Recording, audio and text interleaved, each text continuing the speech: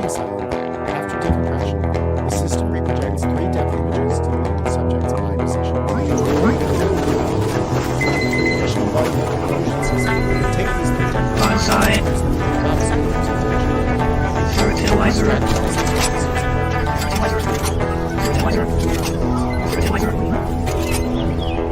We can improve this a little bit using modern GPU hardware Laser by beam. eliminating the surface extraction.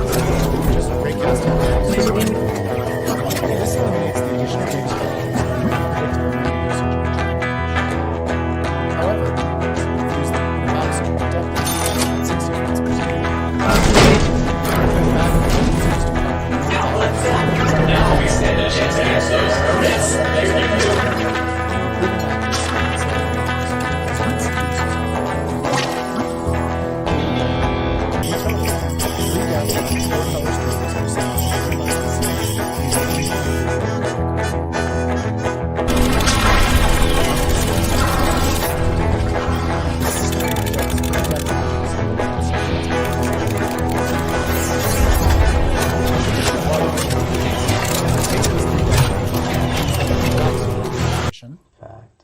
Extract the isosurface using marching cubes, and then render the triangles. It's a nice intro. We can improve this a little bit using modern GPU hardware by eliminating the surface extraction step and just raycasting the voxels So directly. it's a level where This eliminates the additional data. In total, so much HP, 3 I depth don't and think 4 it's color streams are sent possible. over WebRTC using GPU video codec hardware. On the receiving side, after decompression, So now we the have so system many reprojects diamonds, 3 depth I images think. to the local subject's eye Yeah, I positions. think I should do that. A traditional volumetric fusion level, system would take these 3 depth finish, images and fuse them in a voxel Finish all the representation, diamonds. extract the we call isosurface that using stuff. marching cubes, and then So render we the have triangles. all the laser, all the bliss engine, all the We can improve this a mesols, little all bit the using modern robots, GPU Tesla, hardware by eliminating the Yeah, surface machine. extraction step And and just we have raycasting the voxels directly. Now the shit for the shuttle. This eliminates we the have additional bliss, data and we structures have and unpredictable now memory usage of a triangle mesh. a complete set. However, it And still let's see requires a if lot we of can- GPU oh, memory to store that hey, voxel grid, let's try and that a lot of one. memory bandwidth That for the one's raycasting fun. kernel to retrieve it. That one. By examining the is a lot of pseucode for this fun. 2-pass algorithm, we make some observations. Whoa. First, boy. it's making 2 passes over most voxels, just in a slightly different order. Um, And second, we only fuse 3 depth images for each Maybe voxel, too fast. so the inner loop here Let's is see if very the stream fast. can even pick up on how fast that thing goes. Using these observations, we can interleave the the fusion and stream is raycasting picking passes into a I don't single know why the kernel, bitrate is still fusing the depth images on the fly lower as we than step through 2000. rays. This eliminates the need to store a voxel grid If in possible, GPU so the memory bitrate entirely, between dramatically reducing memory 9000 usage kbps and and improving 6000 runtime by a kbps. factor of Well, 6 that over looks separate like fusion and raycasting kernels. 6119 is between those numbers, so I don't know what's going on here. By eliminating this need to sample on an arbitrarily Anyway, aligned the voxel speed grid, magnification it can also will be reduce too aliasing much, artifacts, so as seen along the silhouette see if edge we here. can slow down things. Next, Yeah. we project the color camera images onto the fused geometry, and combine the colors using Then- blend weights calculated from surface normals. Yeah, it's way too fast. We can evaluate the quality of this image Maybe reconstruction remove the- by placing the cameras in boots. front of the display along the remote user's Yeah, line of we don't sight, need the boots. and then render a reconstruction So from the take same off the viewpoints. boots. Voila. Here's what a real image looks like. And here's our reconstruction, So here matted we on a go. neutral gray. Although you can see some differences in the background shadows and some A nice holes view, around the waist and hands, the majority of the torso and face are reconstructed with Especially extremely beautiful high when you fidelity. look from above. Here again is the real image, and here's the reconstruction. Actually, that's better like that, yeah. Here are some more comparisons, illustrating the high reconstruction fidelity of this system.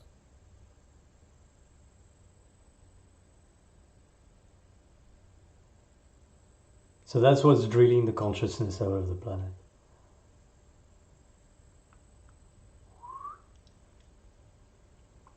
And because in the beginning we do not have anything, Our system doesn't We work are equally well using for all scenes.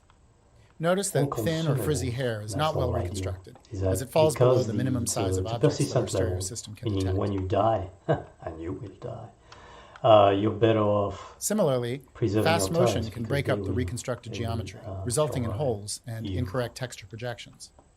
they will remain go. Eyeglasses also have thin geometric features and transparent surfaces that are missed by our 3D capture, causing incorrect texture projections. Despite these limitations, Project Starline conveys a strong sense of remote co-presence. It's kind of cinematic, isn't it? Next, Jason will share how we measured that. Thanks, Dan. We evaluated our system in several different ways. First, we used them for our own team one-on-one meetings over the period of about a year, connecting our team members in Seattle, Mountain View, and New York. People reported experiencing a strong sense of being together And with it's the an other person, infinity of occupying a level. shared That's physical why there is space. no slash And many in the commented that they webcam. later recalled the exchange as if it had happened in person. We also conducted a pilot study In fact, with several other teams then inside they changed Google it so who that had they access start to these attacking systems for the their other. team one-on-one meetings and were asked to complete a survey they at the do. conclusion of each meeting, Okay, then it's comparing their fine. experience to the normal 2D video conferencing system deployed throughout the company. We collected a total of roughly 300 survey responses from 117 unique participants across 3 sites and over a period of about 9 months. Our system rated significantly higher in key value indicators for communication, including the sense of feeling present with your meeting partner, the degree of attentiveness between the 2 participants, the ability to effectively use body language, and producing an overall stronger personal connection. Outperforming 2D video conferencing is more challenging than it sounds for several reasons. First, 2D video is highly realistic, whereas existing real-time Come on, 3D robots. capture technologies are all There you known go. to suffer visual artifacts, putting them in an inherent disadvantage. Second, compared to 2D displays, Well, repairing autostereoscopic displays introduce quality That's trade-offs, a tiny such bit as of lower RTS. resolution, I used to tracking love playing latency, RTS. or accommodation And so, divergence like having conflict, units which can degrade the experience for and, some viewers. all the around. The fact that our system might shows be- statistically significant user a lot of preference fun. despite these challenges is noteworthy. We also evaluated our system by measuring the frequency As you of notice, specific each time nonverbal you behaviors that are buy known stuff to with indicate diamonds, effective the meeting price dynamics. increases. We compared our system So to a be, 2D baseline system somewhat with comparable image strategic about resolution that. and display size. So now that I have We seen observed statistically higher rates of time important nonverbal cues sort like the hand seed of gestures, love, head nods, and eyebrow movements. This finding suggests a greater level of engagement and sense see, of that's why co-presence the between the 2 consumable, participants. the base price is very low. Because, Last, we also otherwise, observed a significant what you end up difference with in the number is of words people would use to recall what they had stuff you discussed in these cannot 2 different buy conditions. too quickly. Our findings suggest that people recall roughly 28% more of their meeting content with our system. Please refer to our paper for the details of these different studies, along with an audio realism study that we also conducted. Looking ahead, we are excited about further refining our technology to expand sure. access to Project Starline by reducing the Did you cost, see the seeds? size, and complexity of our current system. And the funny thing is, those Thank things you will for your grow, attention. right? And then And I'd like to also There you thank go. my I co-authors cannot let them and the rot many other because my people who economy made is this right work now, possible. so tiny. So this is why having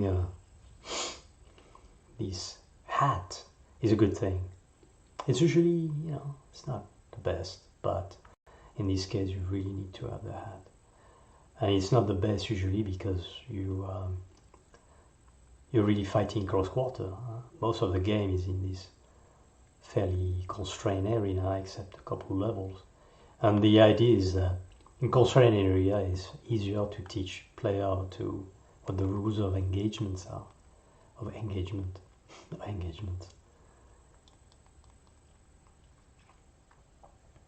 So now you probably noticed how the this guy targets. First target of these guys is always turrets. There you go. And this is why these are considered turrets. And this is why. So I should just stick around, put the bliss on, and then. Yeah, one of the things about laser is that the longer. I have to check the collider on this thing.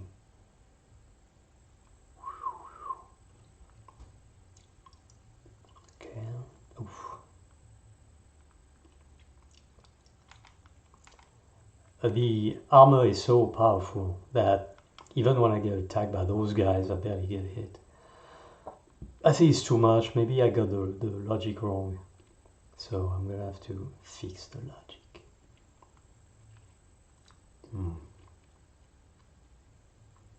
First thing that needs to be bought in those kind of level is the rail, but we don't have enough moolah for that. But no, actually, the first thing that needs to be bought really is the robot factory. Hello. Yeah, what it was waiting is the nav mesh solution, because the nav mesh query are synchronous, and I had to really drop the number of query per frame. And each node, each time the A star thingy crosses a cell, it's considered a node crossing, and it's counted in node cross per frame, roughly. Yeah. That's not exactly how they call it, but I don't remember the term. And so if you have a very large environment and you have, let's say, 200 cells, then crossing the entire environment is 200 queries. Yeah, makes sense, I guess, so that they can split the damage in case of very long queries. So that's perfectly fine. All right, my first meteors are coming. You probably noticed the robots are scaling. That's yet another magical effect of that Bugfest, which is that asset mesh animator, which really doesn't work well on URP. Works well on a normal, like if you want to use it, if you want to do a game with 1,000 units, first of all, the game logic needs to be global, not per component, otherwise you're going to suffer. ECS is, anyway. So it works really well in the built-in pipeline, but the guy who made it abandoned. Oh, that thing's stuck. Abandoned developing on it. Like quite a few people in fact abandoned making assets when URP showed up, because every version of URP, they being Unity, broke the they broke every version they break is incompatible with previous version. Like it's a complete nightmare for asset maker, and so this guy just gave up and hide. He's in hiding, which can be thankless cater to us. I've seen so many experienced editors ignore these controls in the timeline track header area and continue to waste so much time with slow manual mouse clicks. So therefore today I'm going to show you how to tame your DaVinci Resolve timeline with this tiny but essential switch called Auto Select. It does more than you think. So let's dive into what it is and how to use it. Too many queries, they see box out. Most people think of this Auto Select control as the copy and paste selection button because it does do that. If you option click it, Alt on a PC, it'll paste any clips in your clipboard onto that specific track. This tip alone is helpful, but what is Auto Track Selector? The Auto Select button tells Resolve, hey, pay attention to me if it's on or bright, or don't pay attention to me if it's turned off and dimmed out. But the reason this is so powerful is that it gives you a way to isolate your focus to a specific audio or video track without touching a mouse. And it can all be keyboard driven with the F1 to F10 function keys. So if you ever edit a timeline with stacked clips on top of each other, this is something worth mastering. Cut and insert paste with in and out marks is a great way to move an entire section of your timeline without manually selecting a bunch of little clips. First, pay attention to the Auto Track Selector button. I want to ignore the music track and leave it in place, so I turn off the A4 Auto Select. Mark the in and out points with I and O on your keyboard that you want to move. You'll see the A4 is dark, so it's only the highlighted area that we're going to cut out to the clipboard. Ripple cut with Command-Shift-X. Now move the playhead with either JKL to navigate to the new location for that section, or bonus tip time, middle mouse click to pan around in the timeline. This is great for super long timelines. And insert paste, Command-Shift-V. Auto-select pays attention to the lowest track with auto-select turned on, so another quick in and out marking tip is to use it to determine the duration of a title graphic. Just make sure the lowest track with auto-select is that the longer it shoots and the more firepower is being delivered.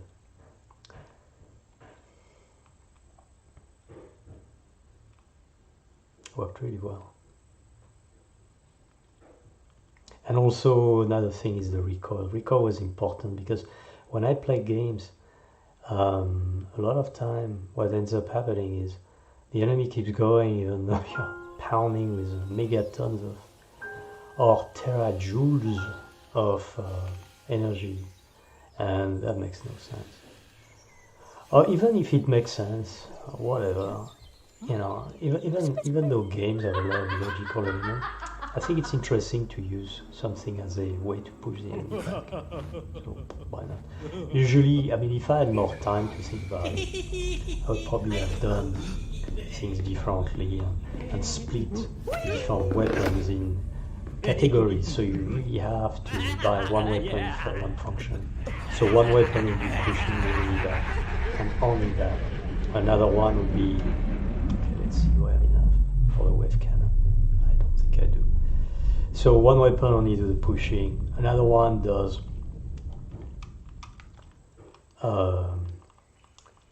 see the number, the cost in diamond. So you can only play technically, like viably, playing this level when you start the game.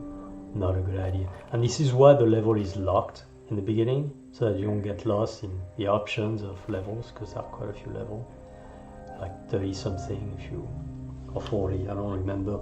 If you include, 30 something, if you include challenge and nightmare, which are level by themselves. They are legitimate levels. Okay, and now we have enough for the wave cannon. There you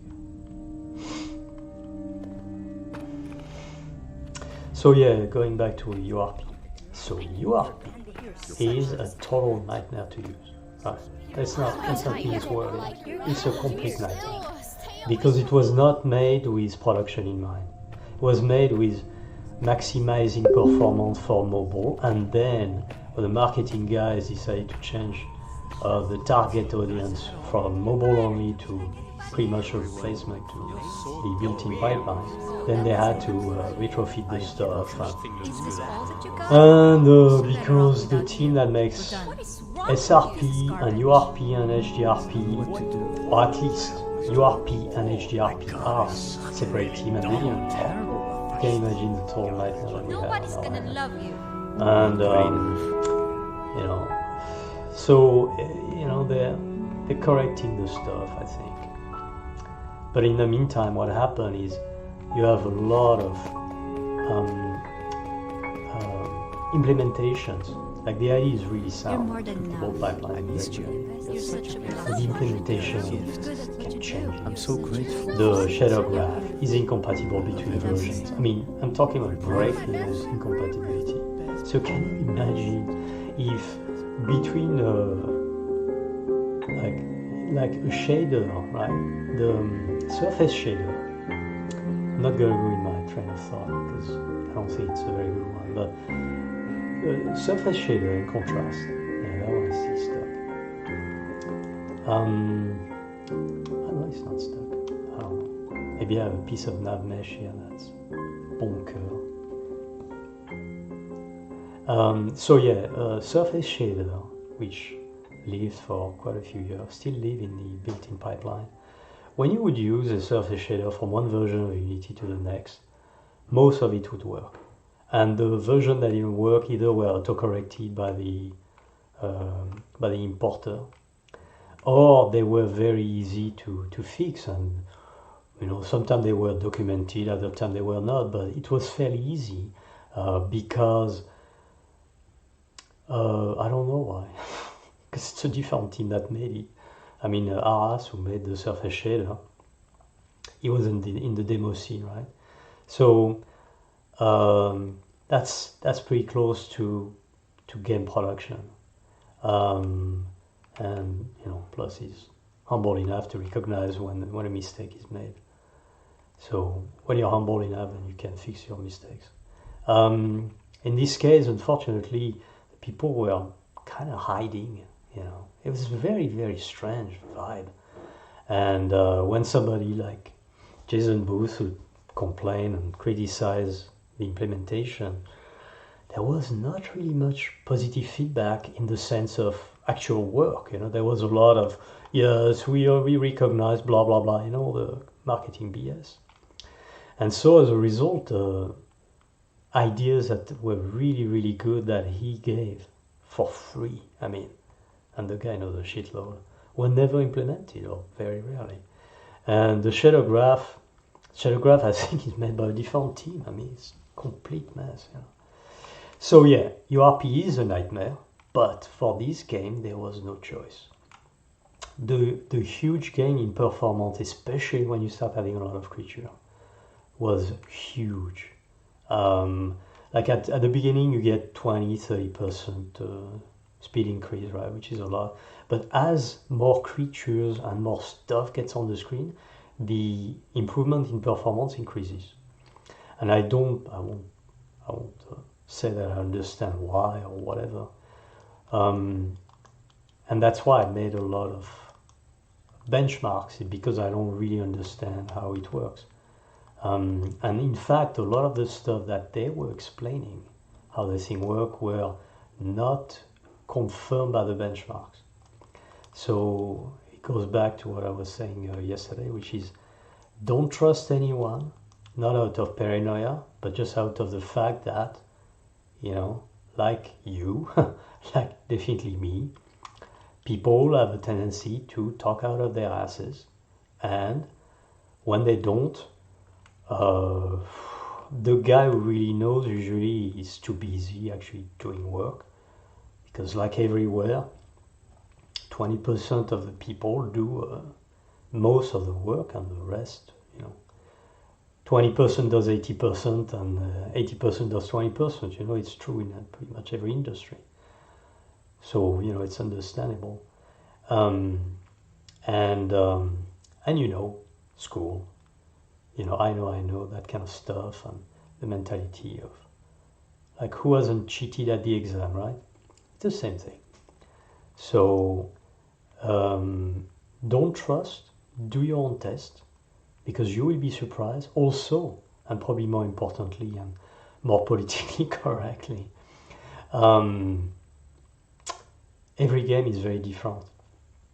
So if somebody is doing, let's say, a corridor shooter, then everything can be handled with occlusion culling, the beast occlusion culling, right?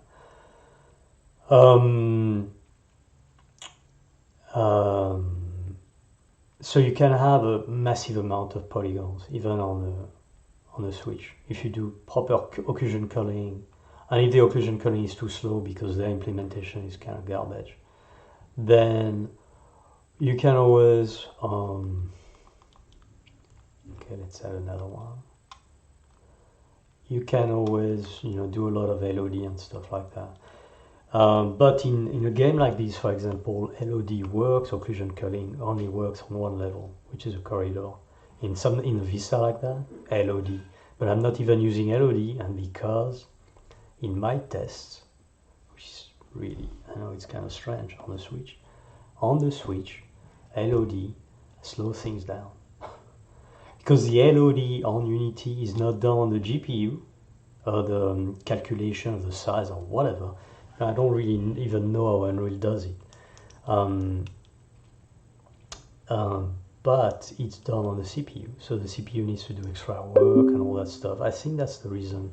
Somebody explained to me the exact reason, but I must say I did not quite understand all the detail. And maybe he was trying to sell me his own culling solution. It's possible. But anyway, the benchmark have shown that when you use LOD with a lot of objects like this that are visible within the first run, then it ends up costing a lot of time in CPU. CPU is where you're strapped with strap. So yeah, that is all for today. Hope you enjoy my rant and my complaining. It's only based on experience.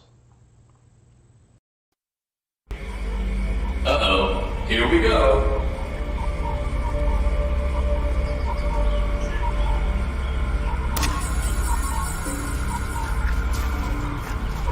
But why are we really returning here? Good reason.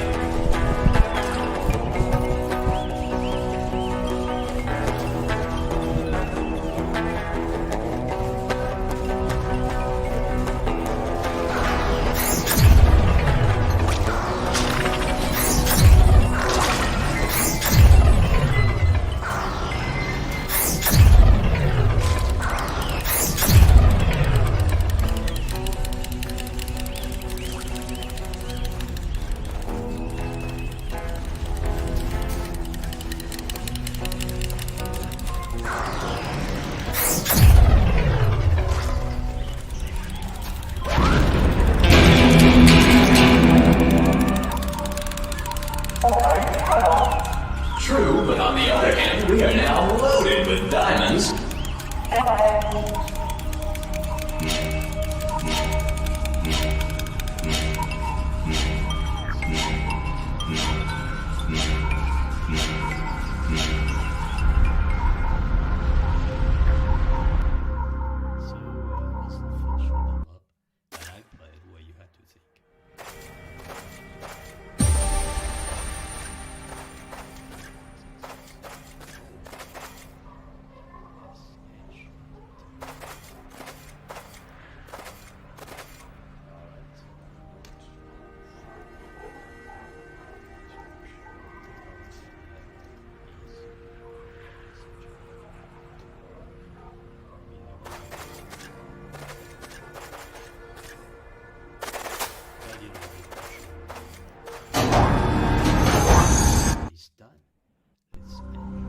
Diamonds, diamonds, diamonds, diamonds, diamonds, diamonds, diamonds, diamonds.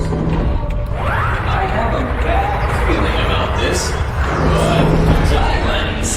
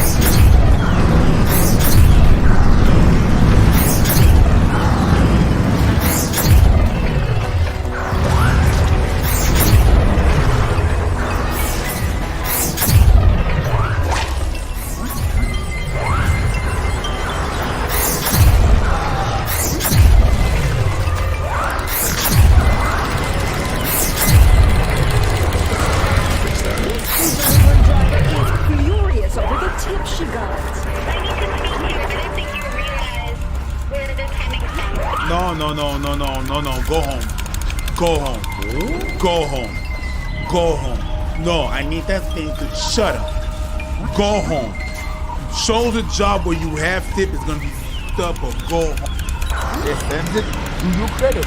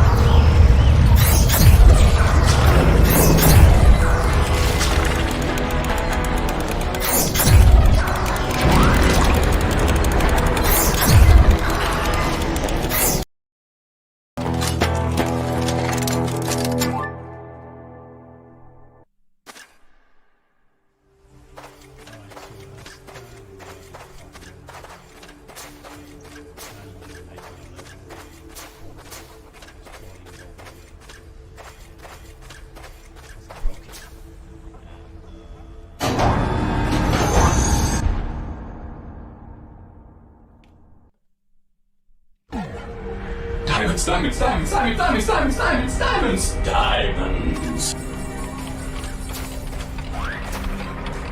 I have a bad feeling about this, but diamonds.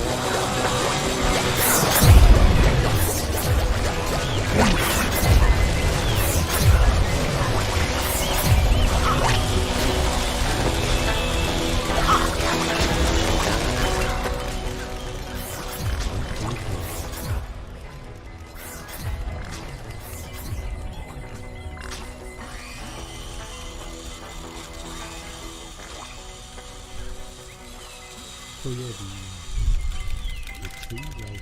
That's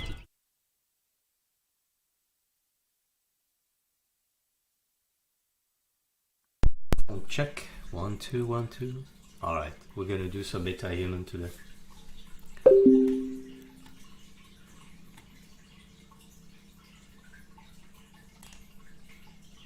What we need is naked meta-human.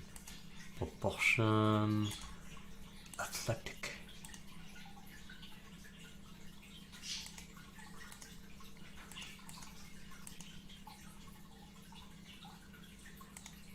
Okay, there you go.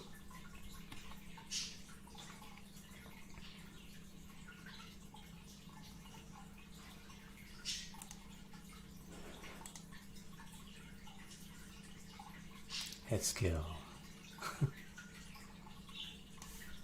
Scale is good. 0. Okay.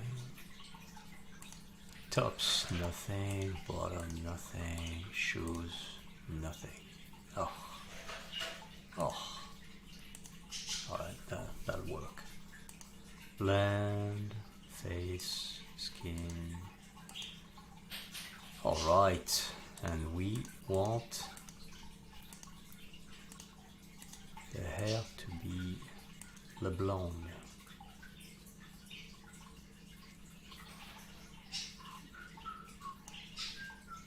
We don't want mustache. Okay, we're good. Changes saved. Here she is. So normally it should be synchronized.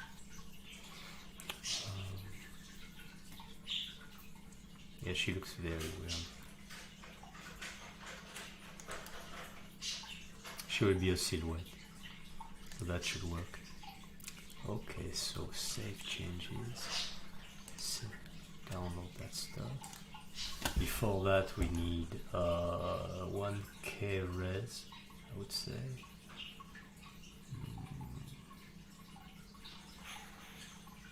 Yeah, 1K res. And then, where's the setting? There was a setting about the, there you go, this one, model, ABX asset, load 0, high poly source. Yep, we keep that. Okay, we're good.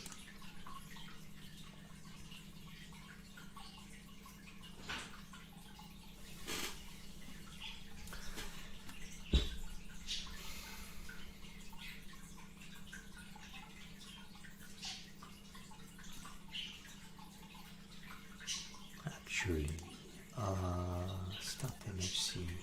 Let's see where we go. Failed to request. You can only have one session yet, of course. They haven't fixed that.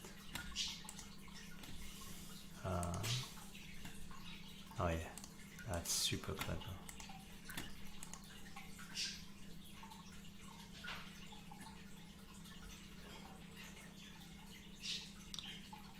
Huh. Please close any other MHC tab, and you can only have one session. Okay, that's interesting. All right, there we go.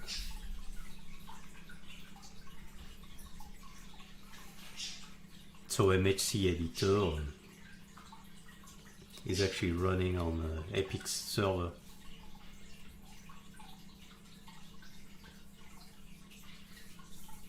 They're streaming the user interface, which is pretty neat. Allows them to protect their IP, the way the skin is synthesized and everything.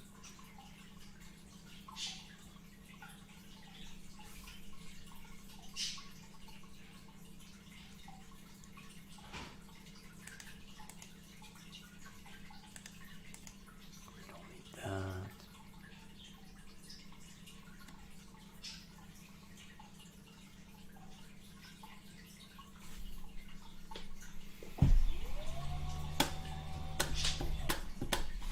It's okay, ma flûte.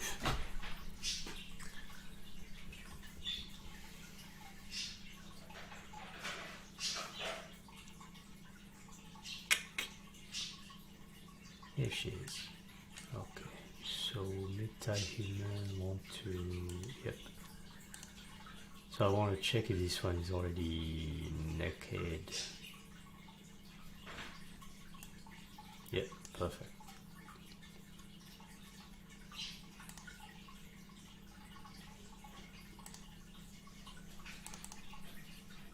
Started doing some hybridation of metahuman, and then my attention.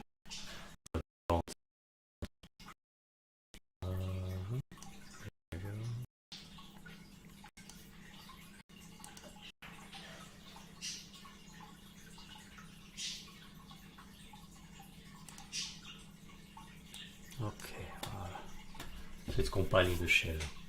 No big deal. So that's weird. She's wearing something. She should not be wearing. Update available. Okay, let's update.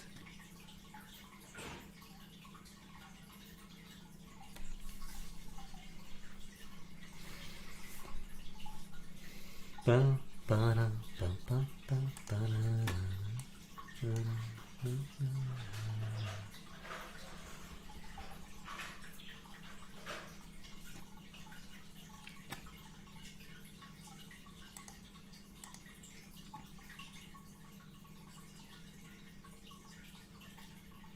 generating taking a while.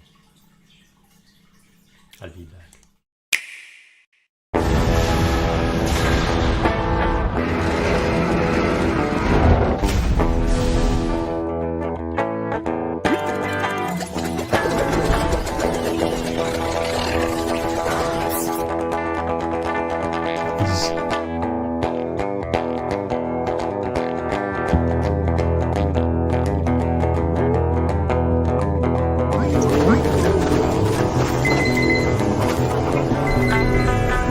Bonsai. Fertilizer. Fertilizer. Fertilizer. Laser beam. Laser beam.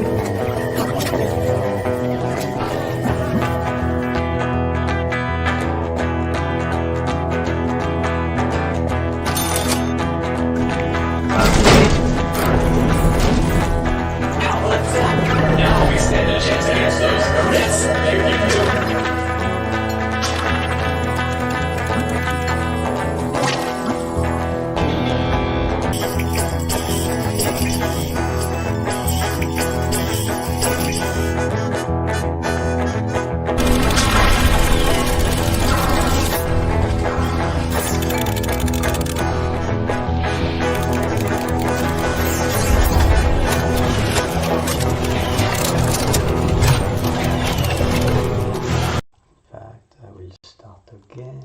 Restart the level, mate. It's a nice intro.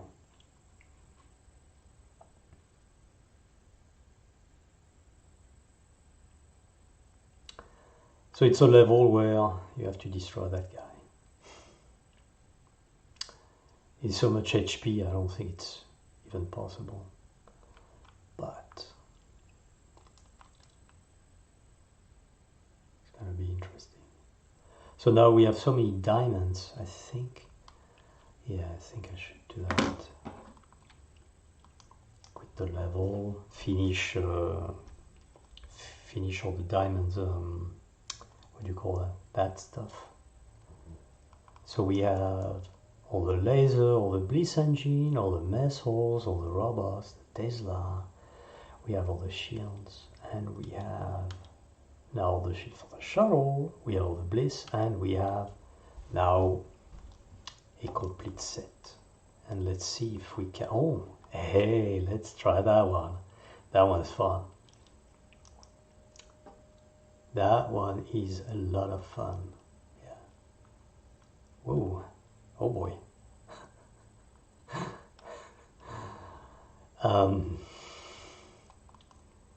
Might be too fast.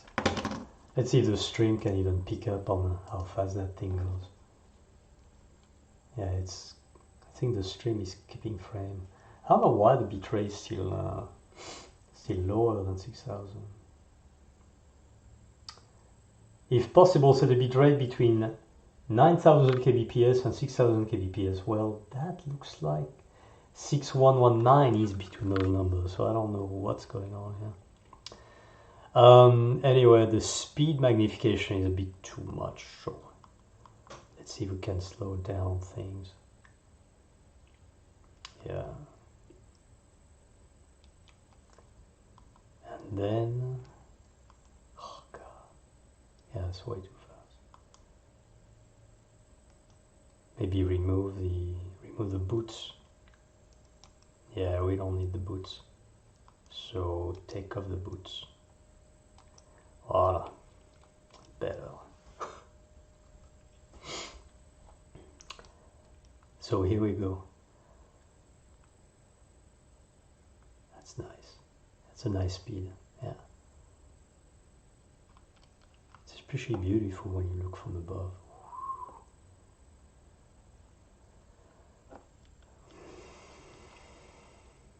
Actually, that's better like that, yeah.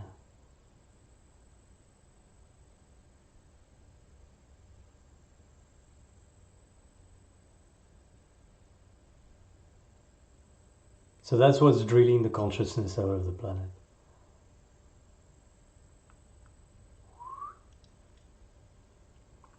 And because in the beginning we do not have anything, we are using all consumables. That's the whole idea. Is that because it's a persistent level, meaning when you die, and you will die, you're better off preserving your turrets because they will survive you. They will remain. There you go. There you go. So now we have two big ones.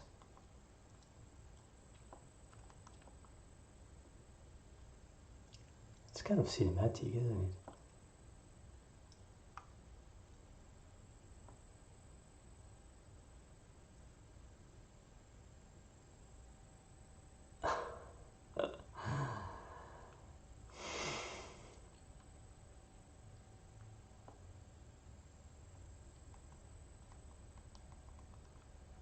And it's an infinity level.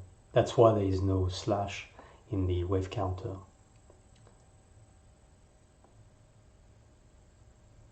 In fact, I think I'm going to change it so that they start attacking immediately. Oh, they do. Okay, no need for a change. Then.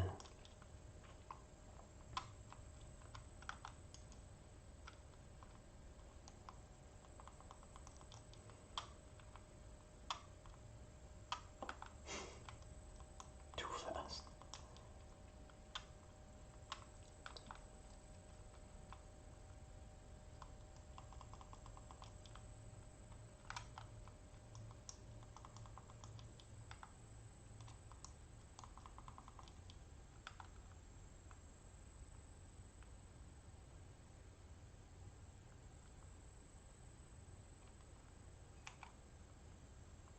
Come on, little robots. There you go. Boom, boom.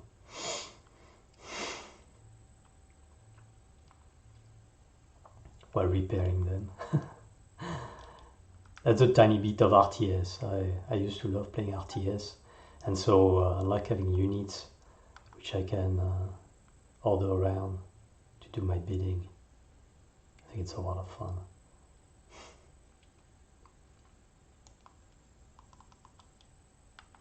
And as you notice, each time you buy stuff with diamonds, the price increases. So be somewhat strategic about that. So now that I have seeds, it is time to sow the seeds of love. Tick. See, that's why the consumable, the base price is very low, because otherwise what you end up with is stuff you cannot buy too quickly.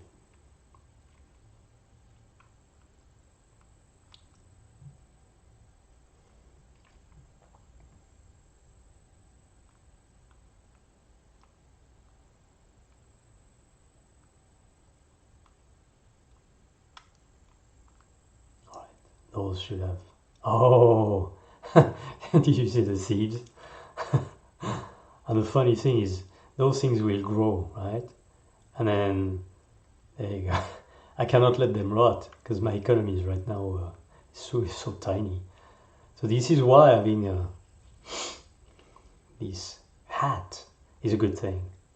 It's usually, it's not the best, but in this case you really need to have the hat. And it's not the best usually because you're really fighting close quarter. Most of the game is in this fairly constrained area except a couple levels. And the idea is that in constrained area it's easier to teach player to what the rules of engagements are. Of engagement.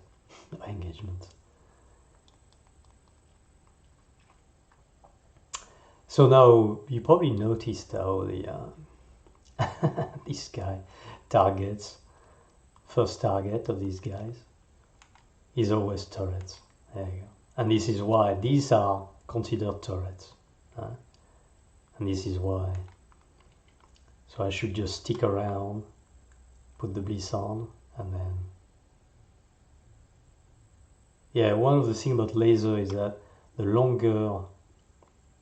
I have to check the collider on this thing.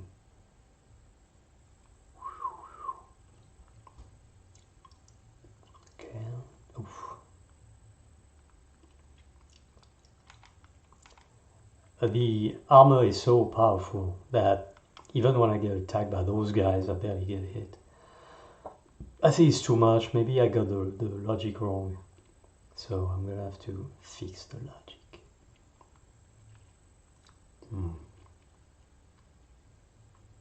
First thing that needs to be bought in those kind of level is the rail, but we don't have enough moolah for that.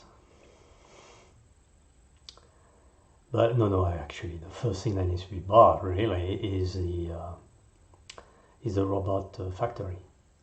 Hello. Yeah, what he was waiting is the nav mesh solution, because the nav mesh query are synchronous, and I had to really drop the number of query per frame. And each node, each time the A star thingy crosses a cell, it's considered a node crossing, and it's counted in node cross per frame, roughly. That's not exactly how they call it, but I don't remember the term. And so if you have a very large environment and you have, let's say, 200 cells, then crossing the entire environment is 200 queries. Yeah, makes sense, I guess, so that they can split the damage in case of very long queries. So that's perfectly fine. Alright, my first meteors are coming.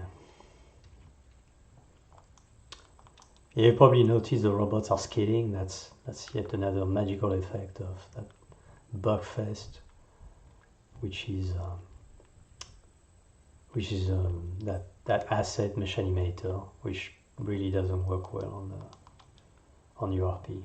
Works well on a normal, like if you want to use it, if you want to do a game with 1,000 units, first of all the game logic needs to be global, not per component, otherwise you're going to suffer. ECS is anyway. So it works really well in the built-in pipeline, but the guy who made it abandoned. Oh, that thing's stuck. Abandoned developing on it. Like quite a few people, in fact, abandoned making assets when URP showed up, because every version of URP, they being Unity, broke the. Yeah, that's still happening. They broke every version. They break. It's incompatible with previous version. Like it's a complete nightmare for asset maker, and so this guy just gave up and hide. He's in hiding, which I don't blame him. can be a thankless task to cater to us all. Okay.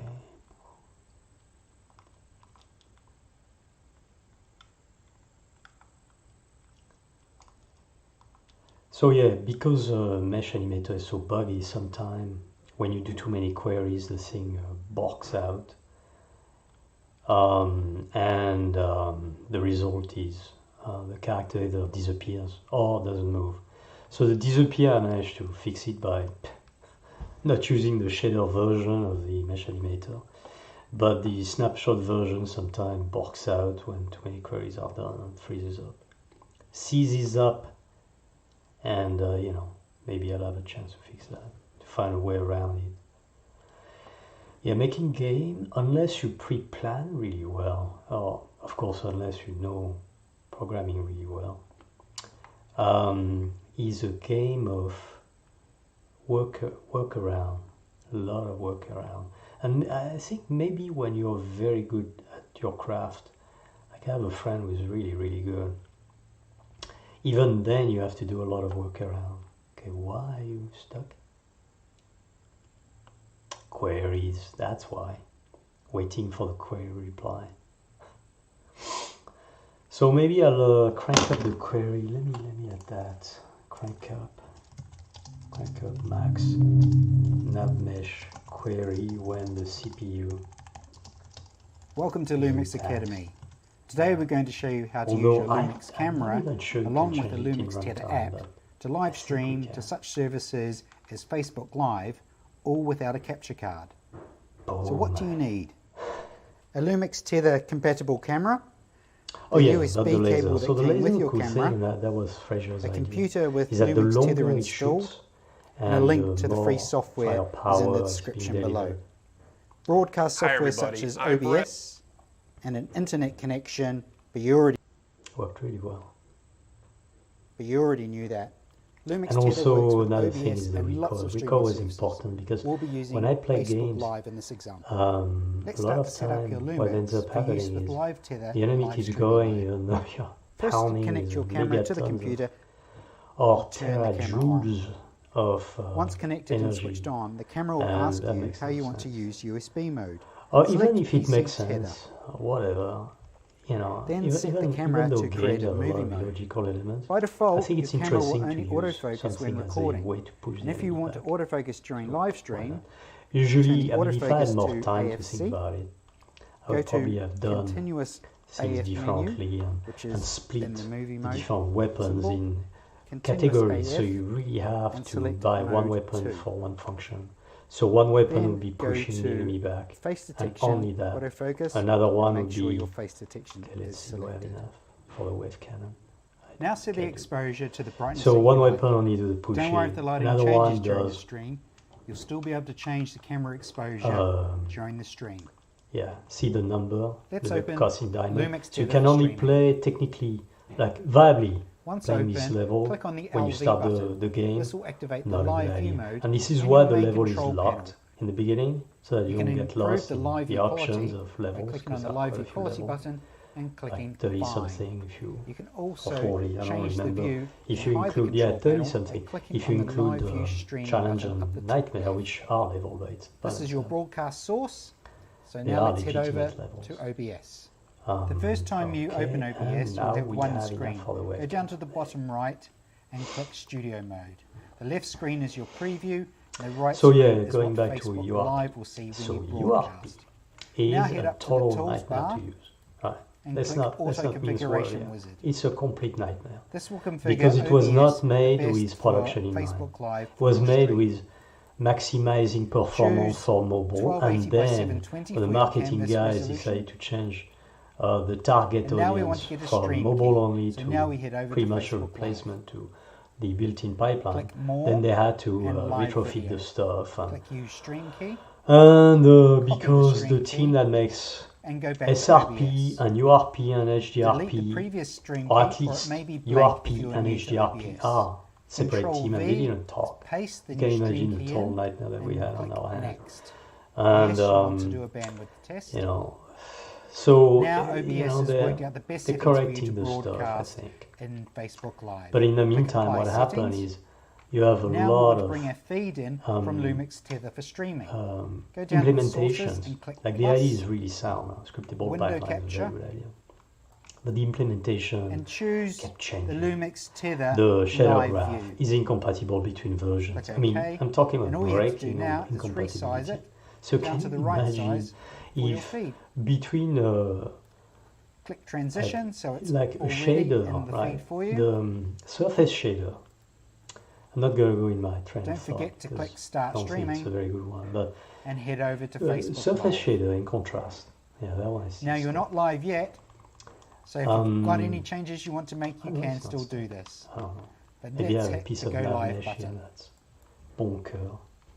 You can add a title if you want to, So yeah, surface shader, and now which we are lived live for quite on a few Facebook years, Live. still live in the built-in And that is how you pipeline. use the Lumix When you Tether would use a software surface to shader feed from your one version of broadcasting Unity to the software next, with your Lumix camera. most of it would work. Enjoy sharing And your the content, version that didn't work and either thanks were for watching autocorrected by Lumix Academy.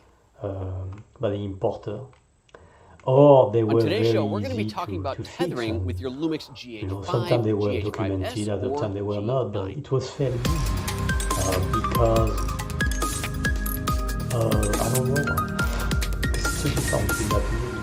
Good morning and welcome to asked Photo with Joseph's the Photo Moment, the surface first shader. live. He was in the demo scene, right? So that's pretty Now close set the to exposure to the brightness game that you like. production. Don't worry if the lighting changes during your And, stream. you know, You'll plus still be he's able to change the humble camera enough to recognize exposure when a during the mistake is stream. made. So when Let's you're open humble enough, you can Lumix fix Tether your for streaming. mistakes. In this case, Once unfortunately, open, click on the people were LV button. kind of This will hiding. activate the you know. live view It was mode very, in your very main strange control panel. vibe. And You can when improve somebody the live like view quality Jason by Booth clicking on the live view quality complained button and criticized clicking the Fine. implementation, You can also there was change the not view really much and hide the positive control feedback panel in by the clicking sense on of the live actual view work. streaming You know, button there was a at the lot top of left. yes, we This is your recognize blah broadcast blah blah. source. You know, the So marketing BS. This will And so as a configure result, OBS the best for ideas Facebook Live that for were your really stream. really good that he gave for Choose free. I mean, 1280 by 6 and the kind of the button up the shitload top left. were never implemented. Or This very is your rarely. broadcast source. And the shadow So now graph, let's head over shadow to graph, I OBS. think, is made by a OBS. different team. I mean, it's a complete mess. You know. So yeah, URP is a Don't forget nightmare, to click Start but for Streaming this game there was no choice. and head over to Facebook Live. The huge gain in performance, And all you have to especially do when you now start is having a lot resize of it feature, down to the right was size huge. for your feed. Like at the beginning you get 20, Transition, so it's 30% already in the feed speed for you. increase, right, which is a Delete lot. the But previous as string key, more or it may be creatures and more stuff gets on the screen, fine. the You can improvement also in performance change the view increases. and hide the control And I panel don't, by clicking on the I live won't view streaming say button that I up the understand top left. why or whatever. This is your broadcast source.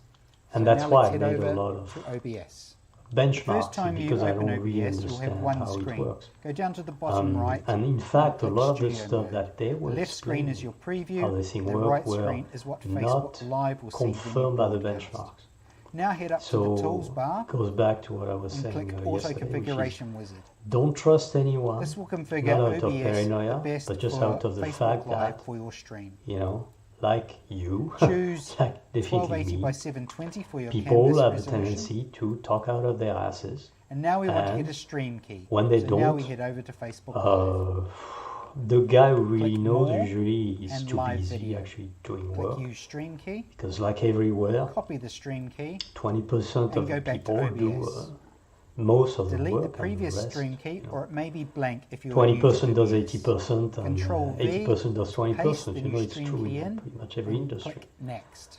So, yes, you you know, want it's to do a understandable. bandwidth test. And, Now OBS has worked out the and, best you know, settings for you to it's cool. broadcast in You know, I Facebook know Live. that kind of Click stuff. Apply and Settings. The mentality of Now we want to bring a like feed who hasn't in cheated from at the Lumix exam, Tether for right? streaming. It's the same Go thing. down to the sources and click So, plus, window capture, don't trust, do your own test, and because you will choose be surprised. the Lumix Also, Tether and probably more live view. importantly and more politically Click OK, correctly, and all you have to do now is Um, resize it down to the right every size game is very for your different. feed. So if you, Click transition, so if somebody is it's doing already let's say a in the corridor feed for you. shooter, then everything forget can to be click handled Start with Streaming. inclusion culling. and head over to Facebook the Live. beast occlusion culling, right? Now you're not live yet, so if you've got any changes you want to make, you can still do this. But so you can have go a live massive button. amount of polygons, even on the You can add a Switch. title If you if you do want proper occlusion culling, and if the occlusion culling is now too slow because the we are live implementation is on kind of Facebook garbage, Live. And that is how you then use the Lumix you Tether can software always to feed your broadcasting software with your Lumix let's add camera. another one. Enjoy sharing your content. You and can thanks for always watching do a lot of Lumix LOD Academy. and stuff like that.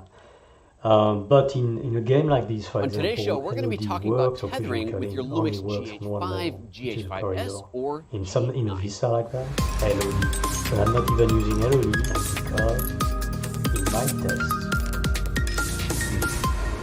Good morning and welcome to Photo Joseph's Photo On Moment, the the first Switch, live 3 times a week show LOD here on YouTube, slows things down. youtube.com/PhotoJoseph every Monday, Because the Wednesday, Friday LOD at on 9:30 a.m. Unity is Pacific, not done on the unless I'm on GPU, vacation, which I will be, not next week, but the week after, whatever. and the week after I that. don't Well, really I'm going to be in even Europe, know but how Unreal I does will. it. I'll do something from there. I'll do like little lives. I don't know what I'm going to do. But It kind it's of depends on done the bandwidth CPU, too. so Where the CPU my needs board to and my do wife's extra family, she work does and not all have that the stuff. bandwidth I in think her that's house, the but reason. we'll see what we get. So, Somebody anyway, explained to me the exact let's talk about reason, today's show. but Today we're talking I about did tethering. not quite If you understand own the a detail. GH5, And GH5S, maybe he was or trying to sell G9, me and you know his possibly own other cover cameras, although I don't solutions, actually possibly. know, but I know those do. But anyway, Those 3 the cameras benchmark support have tethering shown that into your when Mac you use or LOD PC using the Lumix tethering with a software. lot of What that of software objects does like is gets the this photo into that are the computer, visible and within from the there, frustra. you can use any other software Then you end to up, take it that ends up second step costing a and import lot into of Lightroom, time into in Capture One CPU. Pro, or whatever app CPU is you're already using. obstruct- Today I'm going to be using obstruct. Lightroom to do it. I'm going to show you how to set up the camera, set up the tethering software, just use the so Lumix yeah, software, show how that you is can all just for use today. that, and then we're going to add the second you level, enjoy or my third level, rant, whatever it my might be, complaining. of using Lightroom to bring the pictures into that. So this is all about a And it's tethering only based workflow. on experience. I hope you find it enjoyable. As always, if you are watching today's show and you find value in today's show, here we go. have what we call a value for value model here. What that means is that if you have value from the show, if you gain value from the show, then we would certainly appreciate putting a little value back in. There's a lot of ways So why are we really returning here? Good reason. Venmo or Apple Pay, whatever you like. Affiliate store, which is kind of everything everywhere. And of course, let's see. This is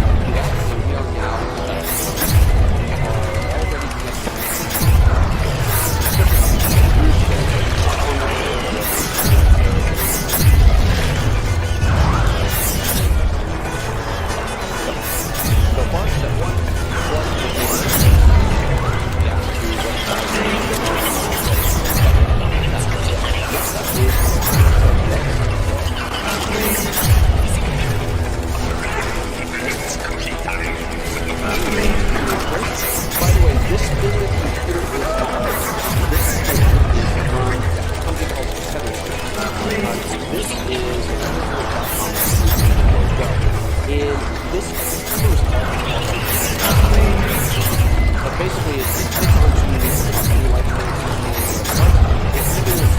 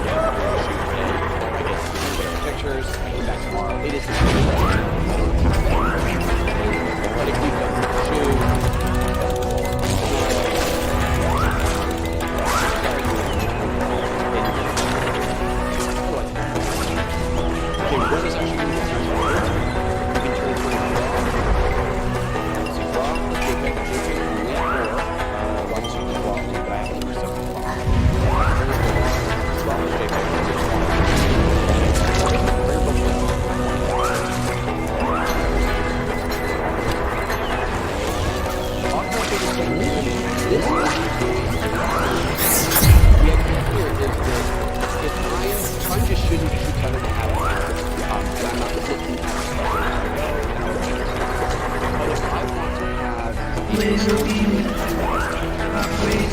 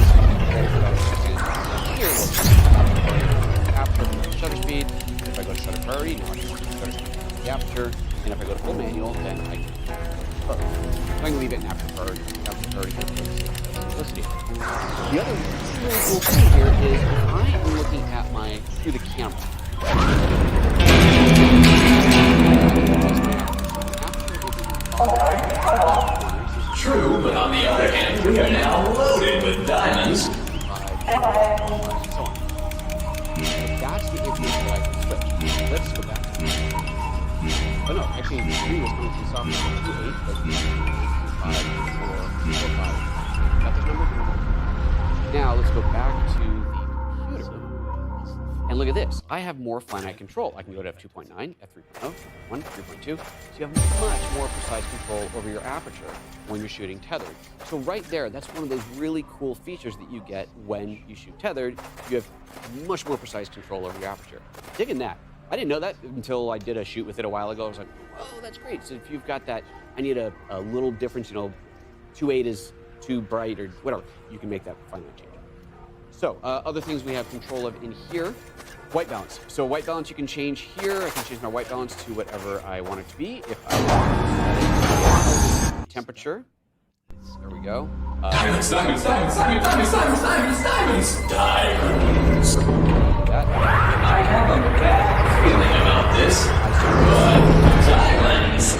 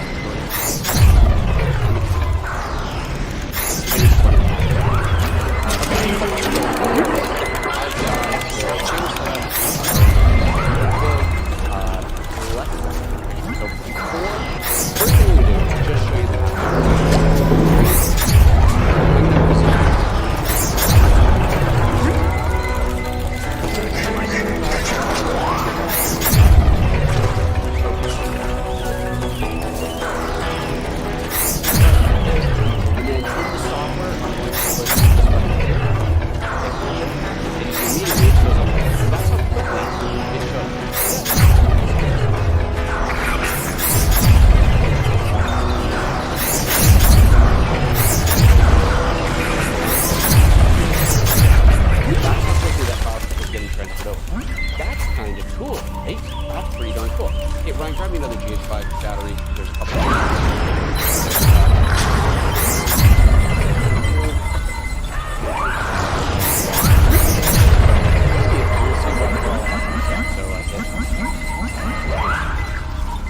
This is something really good. You like it. Let me turn this off.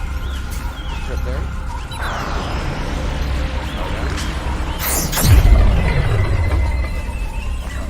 Battery, almost dead battery. Battery go. The software on the Mac has closed.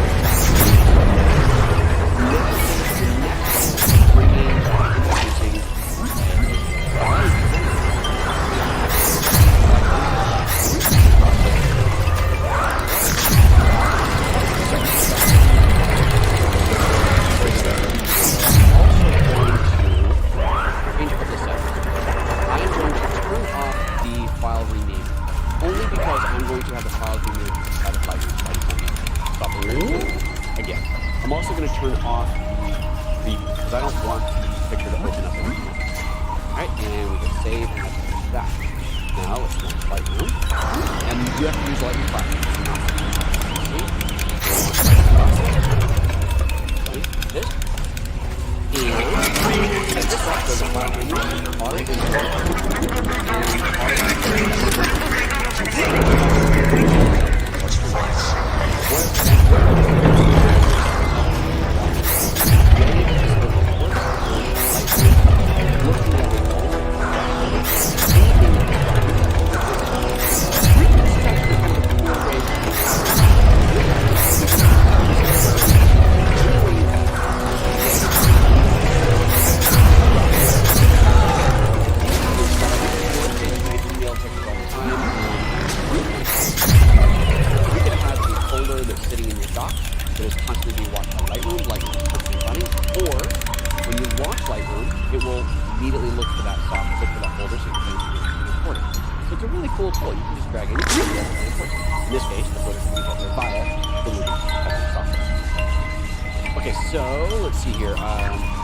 Folder is not the desktop tethered. We're going to set that to Linux tethered. That. Okay. Auto input folder must be empty when first set up. That. That's the pictures that I just did. Lightroom Classic. Let's try that again. Linux tethered. Choose. And there we go. Subfolder. Go and subfolder it. Sure. Auto import photos. Fine. Go to the destination. This is where that's going to be. Now where do we go? So the way the software works is so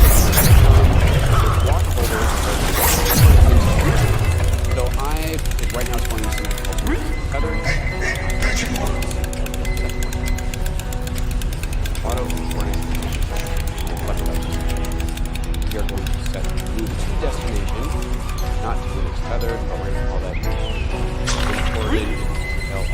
already set that up.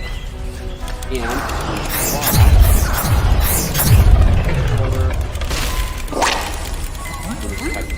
which we're going to double triple check. That is, in fact, folder down 752. Excellent. It is all set up. Okay, so that's set. Let's go ahead and close out the live preview. Okay, so recapping.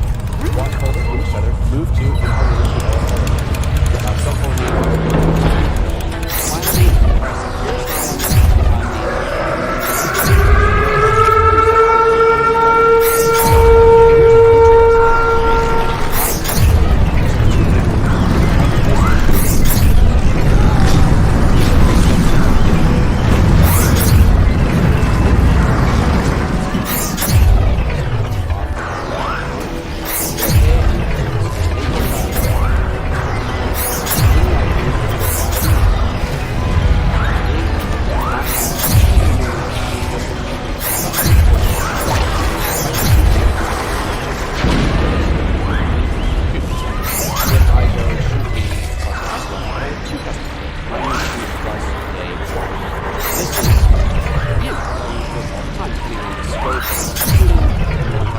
Finally,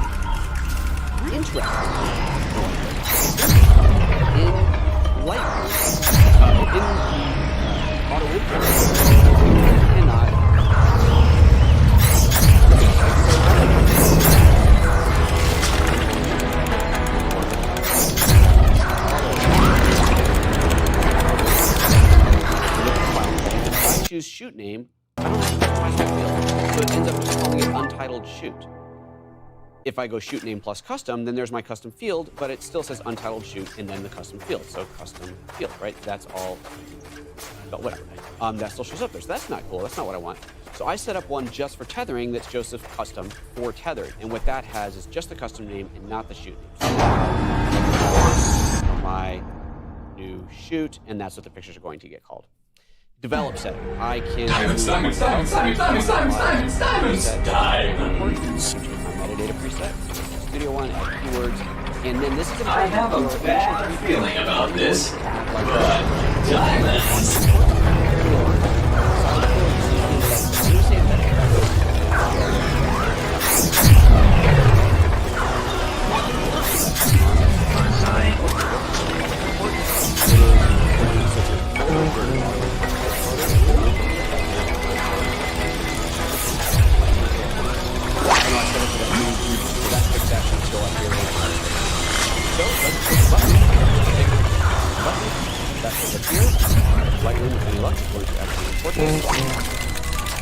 There it is. Auto imported Lightroom already. Auto imported photos, and there it is. So there's that first picture. You can tell that better too. Now that that's all set up, let's go for a look here. Now camera composition a bit. Different.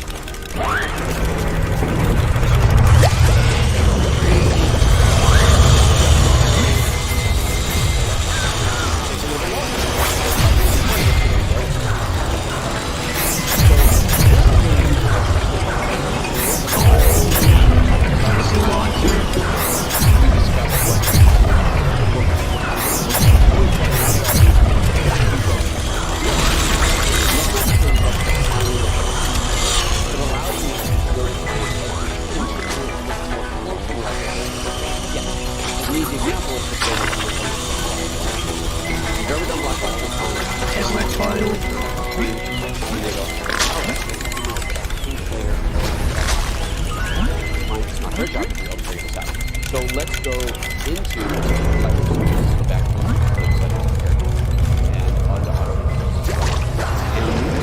And develop settings.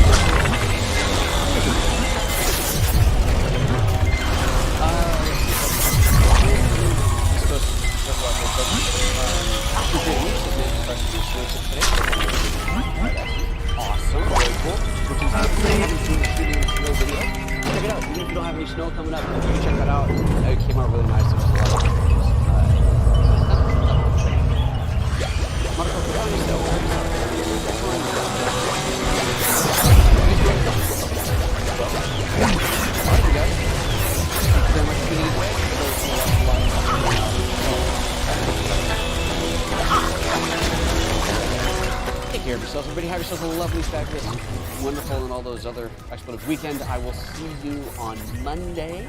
And, stay warm, stay dry. Batten the hatches down in the northeast, guys. Got some wind coming. Take care. Bye. The tree right here that's sticking out the battery.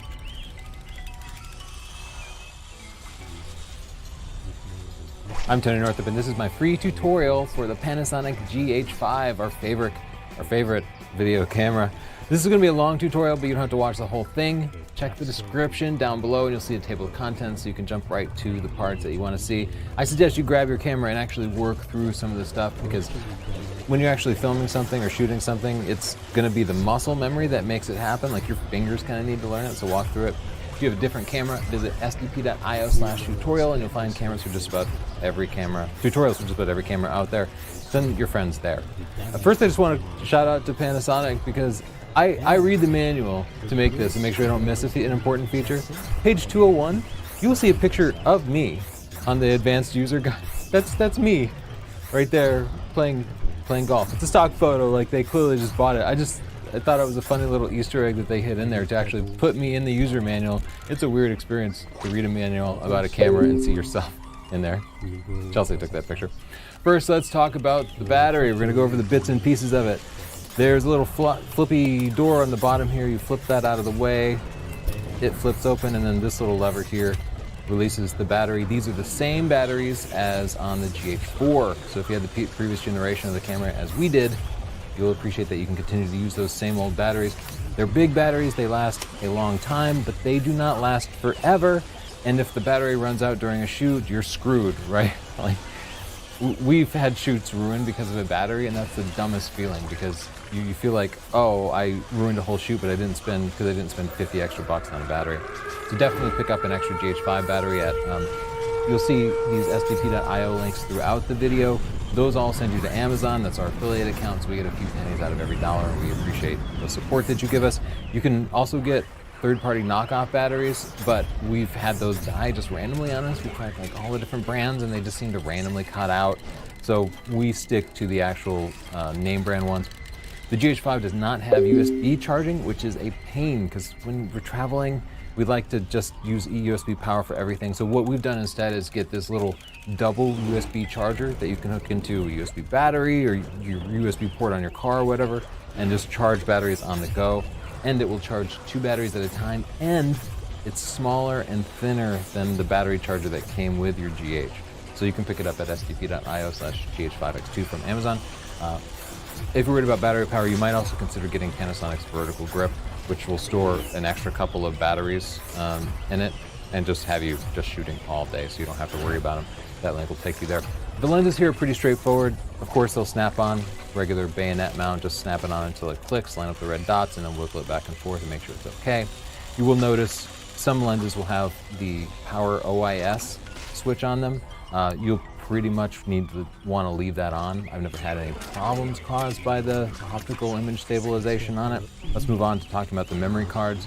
Memory cards are your digital film. They're hidden behind this little door here, so pull that back and it flips open. GH5 now has 2 memory cards. Thank goodness, because we've had shoots where we filmed everything and then the card was ruined, and we tried things like photo rec and couldn't recover it. So it's really important that you record the 2 cards whenever possible. It supports UHS 2. You don't have to use UHS 2. UHS 2 cards are expensive, and you don't need them to record 4K. I would, however, suggest loading 2 matching cards in. Larger cards are better than smaller cards. Let me show you how to actually configure it to write to 2 cards at a time. Turn the camera on with the big switch up there. Great place for the switch. To set up the dual slot function, hit the menu button here in the middle of the directional pad. Go to your wrench icon, and then on page 3 of 4, go down to double slot function, like that, and go to recording method,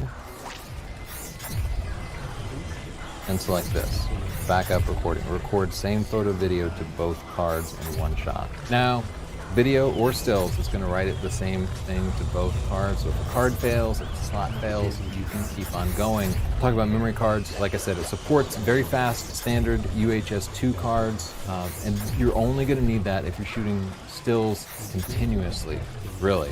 So if you plan to be using those 6K shots, which we'll talk about in a little bit, or if you're shooting sports, or if you've just found buffering to be a bit of a problem, grab a UHS-2 card. They're more expensive and you can't even get high capacity versions like 256 gigs and up. I've only found 128 gig versions. So you can grab them at our Amazon link here, scp.io/UHS2. We use the X Pro, the SanDisk Extreme Pro cards. We don't have an affiliation with them. They're just the cards that we like. Usually the 256 gig versions, because I'd rather have, running out of space grinds the whole shoot to a halt. So I'd rather have far too much capacity. Grab these at sdp.io/xpro. If you run into a problem where a card won't write, this is just a common problem that people run into. There is a little write protection thing here, just like old school floppy disks, if you remember those. I so wish manufacturers would just remove this from SD cards. You see how it has a little lock icon there? If this thing moves accidentally, sometimes it'll get brushed, or if it breaks off, the card won't write. One nice thing about these SanDisk cards, we had one break. I just sent it in them, and they just sent me back a brand new replacement. So they have a good warranty on those things. Let's talk about the physical ports on the GH5. They are everywhere. Most of them are alongside the left side here. Up separate is the mic jack. I'm glad that they put that one separate. You can run in a standard mic here, maybe a shotgun mic here, or lab mics or whatever. I'll make a couple of suggestions later on. Right below that, you'll find the headphone jack for monitoring your sound. I suggest you use both of those if you're recording any kind of video. I see people using mics but no headphones, but you don't know if the wind is hitting it or if they're getting interference from your wireless labs. And then the big slot down here has a couple of different ports. That's an HDMI port, a full-size HDMI port. Thank you, Panasonic, so you can run it to an external recorder. Or sometimes people want you to like hook it up to your TV because they imagine you putting on a slideshow, but nobody does slideshows like that anymore. Just show people on your phone or the back of the camera. And then right below that, you have a USB-C port for fast file transfers and such. It doesn't charge through that, but you could use it to transfer files from your camera to a computer. I tend to use a memory card reader just because they tend to be, I don't know, it's easier than hooking up a USB cable. Before we start actually shooting, I want to show you a diopter because that's another common problem that people run into. When you're using the electronic viewfinder here, you'll put the camera to your eye, and with the default settings, the camera will automatically switch over. If stuff looks blurry, or if it looks like you think your camera's not focusing, put it up to your eye and then turn the diopter here, which is this very hard to see little hidden dial here. See how it like clicks up and down? You hold it to your eye, and don't look at the scene, but look at the numbers and writing at the bottom and top of the screen. Look at those things and turn that until they're nice and sharp. If you're an eyeglasses wearer, this allows you to take off your glasses and look through there and just suddenly have perfect vision. It's actually a really easy way to see around. That's also really nice at night to use that electronic viewfinder. If you pass the camera between multiple people, you might have to warn them if you've changed it, like you're gonna put it up to your eye and not be able to see a thing because I'm blind, something like that. Let's actually take a picture. Throughout this video, I'm going to be switching between telling you how to take still photos and video photos, though most of my emphasis is going to be on video recording because that's how we tend to use the GH5. Nonetheless, it's a totally capable stills camera. So to take my first still, I'm going to put the mode dial here into P mode. That's program mode, just like auto mode basically, where the camera just makes up its own settings. And taking a picture is pretty easy. Half press the shutter. Well, first I'll put this dial here into autofocus, AFS. This should be what you're using most of the time. This changes your different focusing modes. I'll put that into AFS, push the shutter halfway, and it snaps into focus. It beeps. I'll show you the other turn now.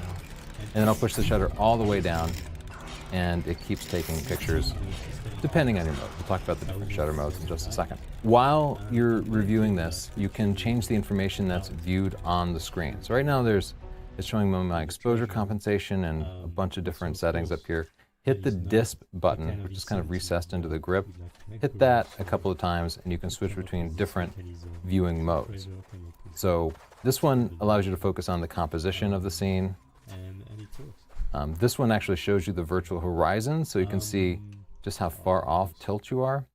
Especially important with video where you're losing a lot of resolution if you crop in video. So I really like to use this if I'm on a tripod. Push it again and the extra information will go away, but the virtual horizon is still there.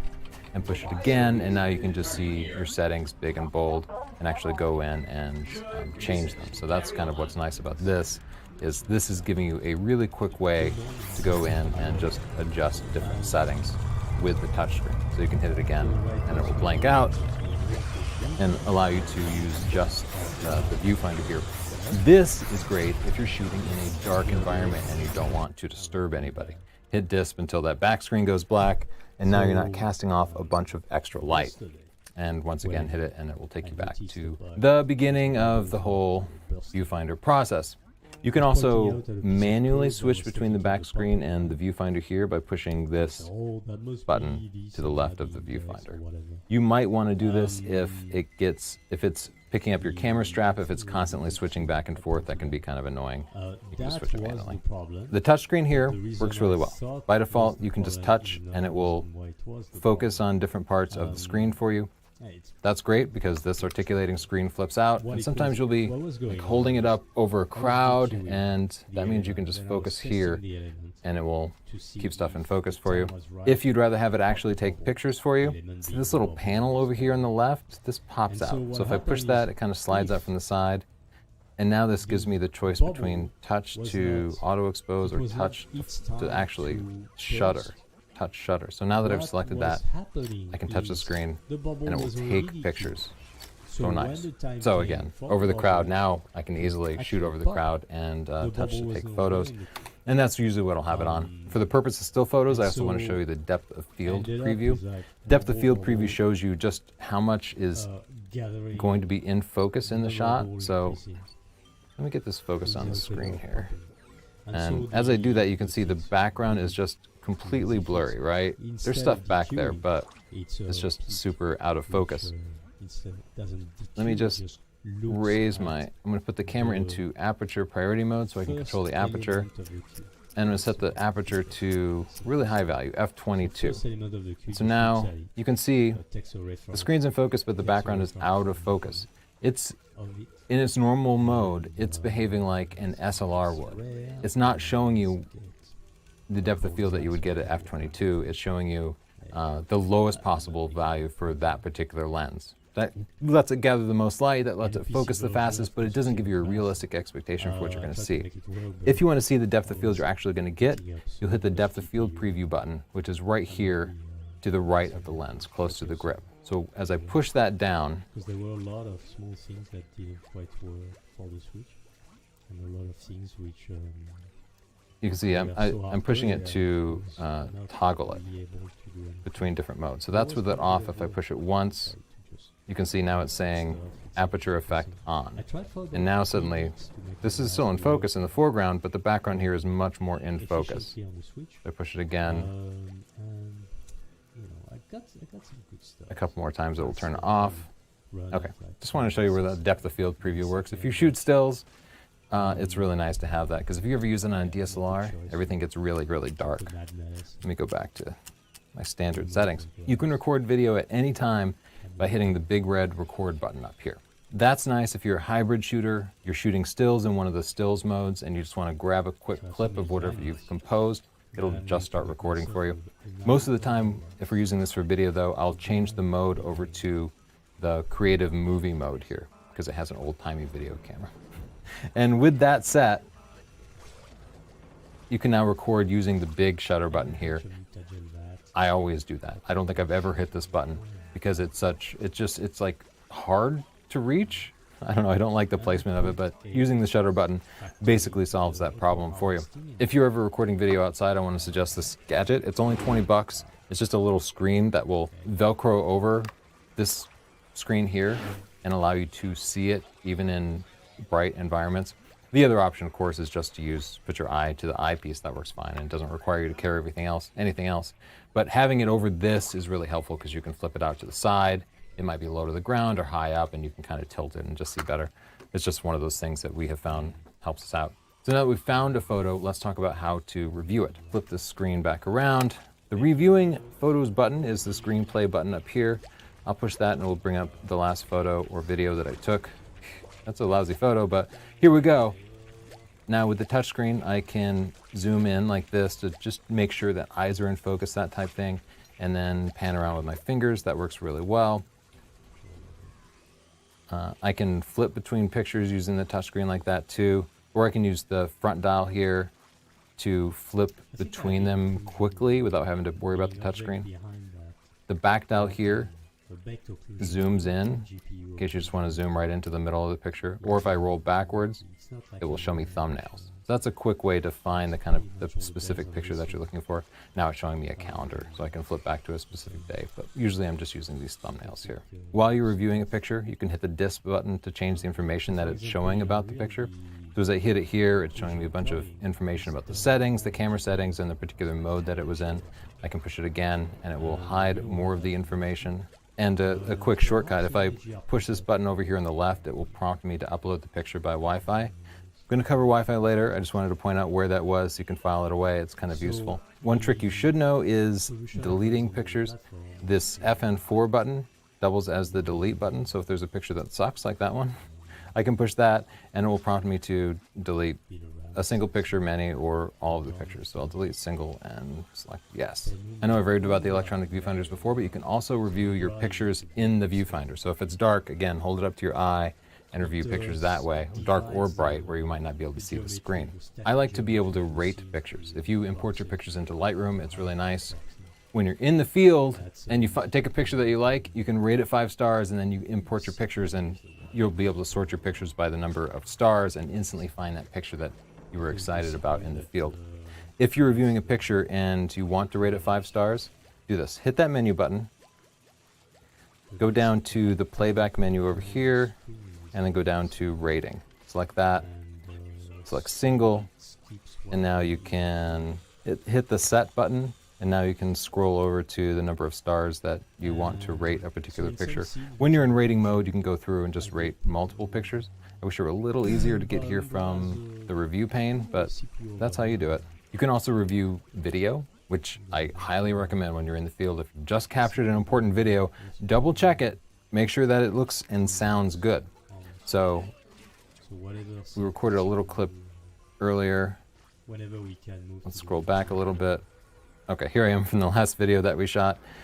With this video selected, I can just hit the play button here in the center.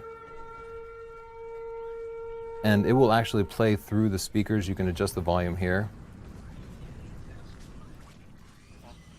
You can see we're getting ready. I'm going to hold this button down to fast forward some. Notice that we're using the touchscreen a lot.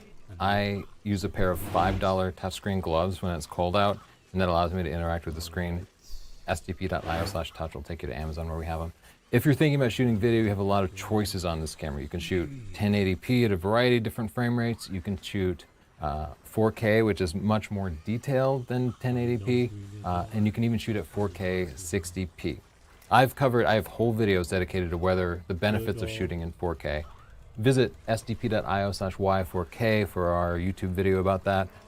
Or if you're interested in the benefits of shooting 30p or 60p, visit stp.io/y60, and I'll talk about the benefits and drawbacks of shooting at 60 frames a second. Let's talk about using aperture priority here. On the mode dial, if you're shooting stills, you'll flip the mode dial over to A, and this gives you complete control over the f-stop by using the back dial here. So now you can see I will adjust the f-stop using the back dial. This is the f value here, and it's showing the possible values on that scale.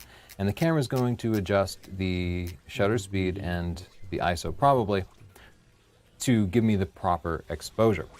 If you aren't familiar with f-stop, or if you just want to know everything about aperture and f-stop, there's a lot to know. Visit stp.io/f-stop for a free video. This is basically what's happening inside your lens as you're changing the f-stop. That opening with low f-stop values is really big, and with high f-stop values, it's really small. Of course, small openings let in less light, which means your image will either get darker, or you'll have to use a slower shutter speed or higher ISO to offset that and get a properly bright image. The other major side effect of aperture is changing the amount of background blur. This is just a set of 3 example shots at f1.8 with an 85mm full frame camera. You can see the background is very blurred, isolating the subject. At f22, it shows the background, adding in a bunch of context. This is your creative choice, whether you're shooting stills or video, how much you want to isolate the subject from the background. If you're shooting video though, you probably don't want to be using a super low f-stop number with a lot of background blur, unless you're very carefully controlling the situation. Because if you're filming somebody and I, for example, move forward a little bit, I'm going to suddenly be out of focus and the shot will be ruined. If you watch big movies and such with professional actors, and they will shoot with shallow depth of field, but you'll see that the actor very carefully always stays within the focal plane. That's a skill that actors have. If you're shooting documentary or vlogging or stuff, your characters might not have that same level of skill. Therefore, it's probably easier for you to just use a higher f-stop number. Let's talk about controlling the shutter speed. Actually, before we move on, the A here on the mode dial is for shooting aperture priority for stills. If you want to shoot aperture priority for video, it's a different story. It's one of my biggest complaints about the user interface of the GH5 is how this works. For video, you'll still switch to the movie mode here. Now on the back screen, see how it has a little camera and a P icon there? I'll touch that, and then I'll switch the exposure mode to A, aperture priority. And now I can control the f-stop with the back dial. Weird, right? I wish they gave me the option to make the PA, S, and M modes just relate to video, because those are the ones I really only use this camera for video, mostly for video. If you are interested in how to properly set the shutter value for stills for capturing action or showing motion, visit sdp.io/shutter. But basically, a slow shutter speed, like 1/8 of a second, will show a lot of motion, which conveys a lot of the action in the scene. A high shutter speed freezes motion, giving you sharper pictures, but at the same time, maybe telling a very different story. So you, as a stills photographer or filmmaker, control the shutter speed to tell that story differently. In shutter speed in video, higher shutter speeds do indeed give you sharper images, but they can also give you a very jerky image that seems like this. So there's this old kind of rule about what we call a 180 shutter, 180 degree shutter, that comes from the film days, where your shutter speed should be twice what your current frame rate is. So if you're shooting at 24 frames a second, your shutter speed will be 1/50th. If you're shooting at 30 frames a second, it would be 1/60th, and if you're shooting at 60 frames a second, it would be at 1/120th of a second. You don't have to comply with that. People rarely follow that rule, and nobody ever complains, because we would know, because people complain on YouTube, and we make videos all the time, and we often don't follow that rule, so it's not a huge deal. But I did kind of want to cover what that priority is. If you want to control the shutter speed for stills, just put the mode dial here to S. If you want to control it for video, you're going to go back to the video mode here, and then touch that indicator up here, and then touch S for shutter speed. And now you'll control the shutter speed with the back dial. Switch between aperture and shutter priority mode changes the personality of this back dial. It changes what it actually does. If you're out shooting and you're trying to use a wide open aperture and you find you can't get your shutter speed to the right value, add yourself an ND filter. We use a graduated ND filter that matches the front element of the lens to allow us to adjust to different brightness conditions when we do care about the shutter speed, which is sometimes. Manual mode allows you to control both the aperture and the shutter speed, and optionally the ISO, but you can go into manual mode, control those two values, and still let the camera adjust the auto exposure by changing the ISO. For detailed information about how to select the proper values for manual mode, visit this video here, sdp.io/go manual. If you're shooting stills with this camera, you'll take the mode dial and put it over to M. Now, the back dial here changes the shutter speed, just like it did in shutter priority mode. The front dial here will change the aperture. So you can dial both these with your forefinger and your thumb and pick your perfect settings for whatever the situation is. And for video, this is a really common approach to getting the image you want. If you are shooting video, you'll take the mode dial here, of course, put it back on the video mode, then touch this link in the upper left corner, select M, and it behaves exactly the same way. Now we're changing the aperture and the shutter speed. One note, I'm in 60 frames per second mode right now. Didn't mean to do that. It will let me go with a slower shutter speed than 60 frames a second. It's letting me go all the way down to 30 frames a second, but you don't want to do that. You want to keep the shutter speed at your frame rate or higher, or it will start doubling up frames and give you jerkier video. You know what I mean? You're not benefiting from all the smoothness of it. If you're shooting stills and you want to take a long exposure, you might want to use bulb mode. And I'll show you what bulb mode is now. To use bulb mode, put the camera into manual mode. Now, I can move the back dial here to select a really long shutter speed. If I keep scrolling to the left, to the left, to the left, I can go all the way to 60 seconds here. So that would be a 1 minute exposure, which you would only do if you were in near darkness in a rural environment away from any sort of city lights. But you might do a long exposure like that to get pictures of the stars. You could certainly do that with this camera. If I scroll one more left, I'm going to get into bulb mode. And bulb mode will keep the shutter open for as long as I want, basically. Of course, the fastness is a completely opaque object with the ability to be...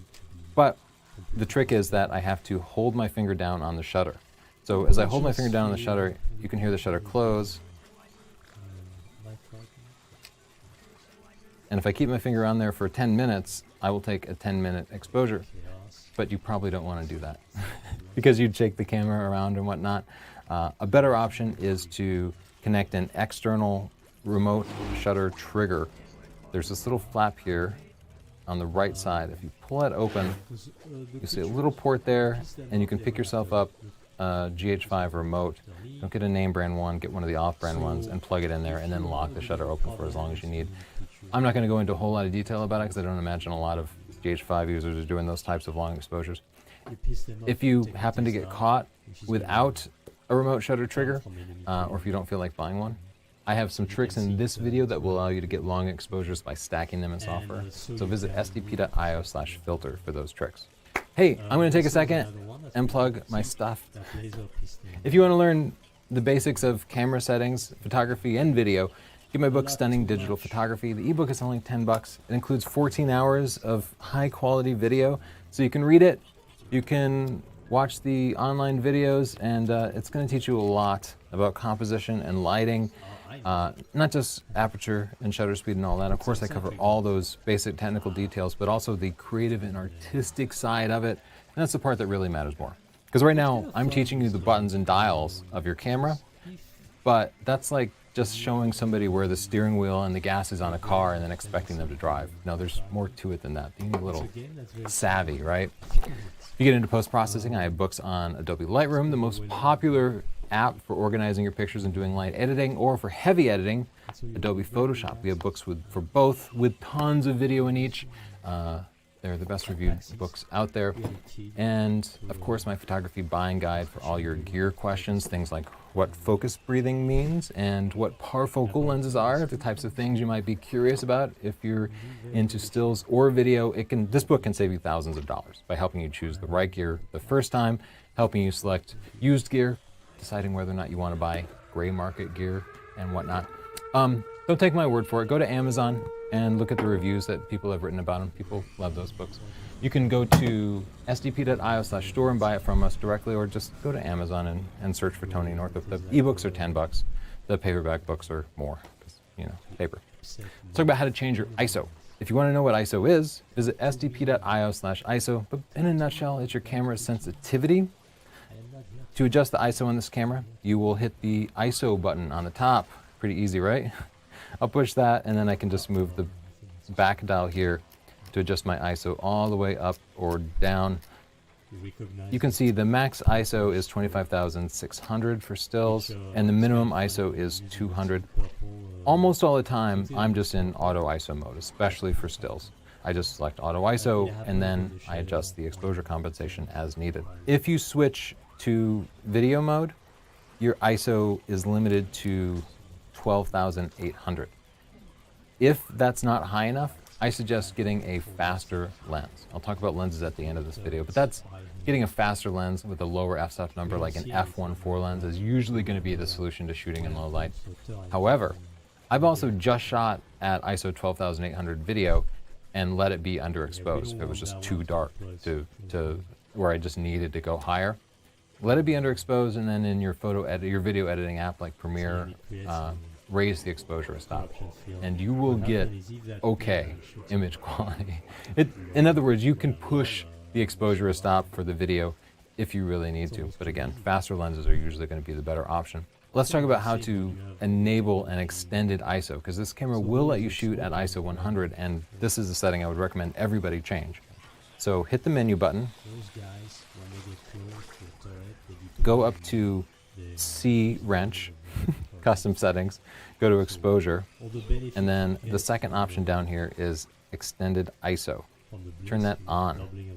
And now what that means for me is when I go in and change the ISO, my upper limit is still the same, but my lower limit goes all the way down to 100. And this can cause raw files to lose one stop of potential exposure recovery. And if you don't know what all that means, then it doesn't matter. Just turn it on, use ISO 100 whenever you want the best image quality, and you should be happy about it. If you search my YouTube channel for extended ISO, you'll see I've made a whole video about this and really thought it out, but it works pretty well. Let's talk about exposure compensation. You've been adjusting your aperture, shutter speed, and ISO to kind of change different exposure values. But sometimes your image is simply going to be too bright or too dark. Exposure compensation adjusts for that. So if I point this at the screen here, you can see my screen is white. But as we look at it, it looks kind of dark. Well, I'm in manual mode now. To use exposure compensation, you either have to have auto ISO on or be in one of the auto exposure modes. So let's just go into program mode to make life easy. And I'll change the ISO back to auto ISO, which it probably should have been. Okay, so as we look at the screen now, I can see it's a white screen, but it just looks kind of gray. To fix that, I'm going to hit the exposure compensation button, the little plus or minus here, press that, and now I can just move this back dial until it's nice and bright. So this, yeah, there we go. I want to kind of expose to the highlights, not blow stuff out too much. So that ended up taking 2 stops of exposure compensation. We can see now it looks quite a bit better. A great way to make sure you nail the exposure is to turn on the histogram, which is hidden by default. To turn it on, you'll hit the menu button here. You're going to go down to the custom settings here with the wrench, that one, and then go to monitor display. So I'll select that, and then on page 4 out of 6, so many options, I'll scroll down to histogram, and I'm going to turn that on. So now you can see it's letting me kind of put the histogram wherever I want it. I can just drag it around, and let's just stick it in the bottom corner down here. And what that's doing is, over to the right, where the image is bright, those bars go up, and then when the image is dark, the bars go up on the left side. So the dark is on the left, the bright is on the right. As I move it around and the picture becomes brighter, you can see the little histogram there moves towards the right. If I go towards where the image is darker, you can see it moves to the left. And what this allows me to know is whether or not I'm overexposing the image. So if I'm going to be adjusting the exposure compensation, I really should be using that histogram. See how adjusting the exposure compensation moves that histogram around? This, by looking at the histogram here, I can see it's crammed against the right side. I know I'm blowing the image out. Those highlights are going to be lost, and that's especially important in video. But if I roll it down to the left, I can see, oh, now there's a little bit of room on the right. I'm not blowing anything out. I should be able to recover everything, and I'm all clear. Another way to check to make sure you're not blowing out the exposure is to go back to the same settings here and scroll down to zebra pattern. So we'll select that and we'll do set. And now you can see they give you the option of zebra 1 and zebra 2. Zebra 1 will mark the screen with lines when it's at 80% brightness, and zebra 2 will mark it at 100% when it's definitely overexposed. I prefer, you can change those two. I pretty much just always use zebra 2 because I only want to know if I'm absolutely blowing part of it out. So you can see it's telling me that this part of the screen is being blown out. Therefore, I'd want to go in and adjust that exposure compensation down until, okay, there we go. Now we're in the clear. Nothing is lost. For detailed information about using exposure compensation, visit sdp.io/EC.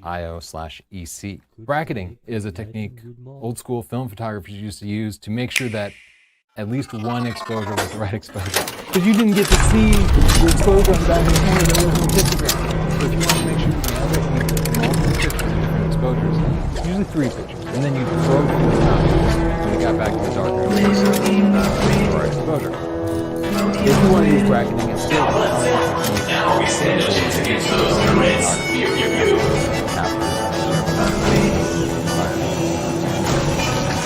complete the bracketing,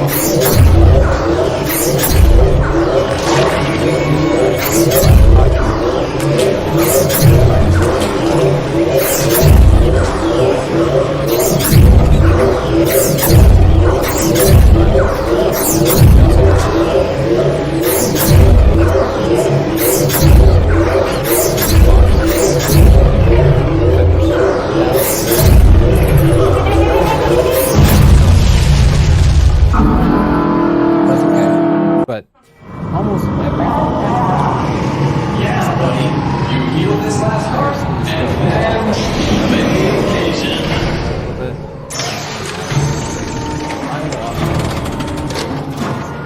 Especially if it's a moving subject, people portrait, people have little micro expressions, so they might be a little uncomfortable and then they'll be okay, or they might blink. You're gonna snap off 3 pictures, you can just pick the best one. This should be easy. Right?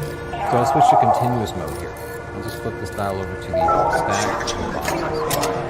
And now when I hold the shutter button down, it's going to take a whole bunch of pictures real fast, right? If that's too fast for you, I'm just going to slow it down. Here's how you do that. Hit the Q menu button here, FM2, hit that, and then you can scroll through a bunch of different options. You can scroll this stack at the top. This is and now I can put it in medium or low. You also notice in the description that high speed mode says without 5G.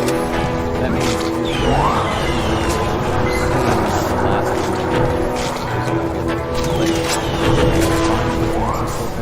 but if you're shooting sports, that means that you're lagging behind.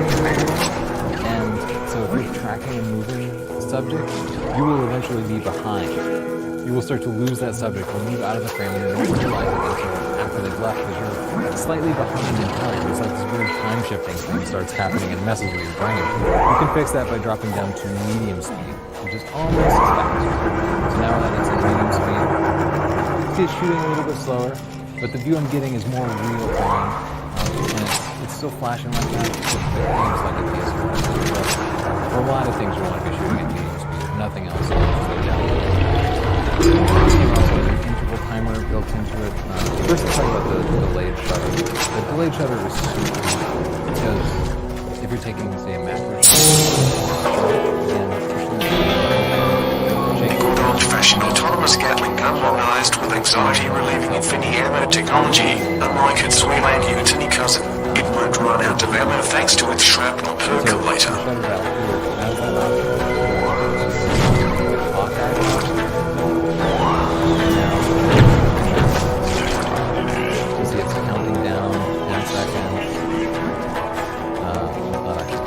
It is blinking up here. It's getting more. There we go.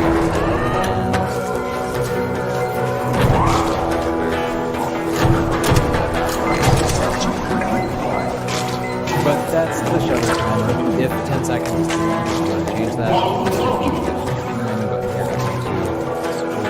to the last second here, 10 seconds, and you have a couple of different options. 10, 10 seconds.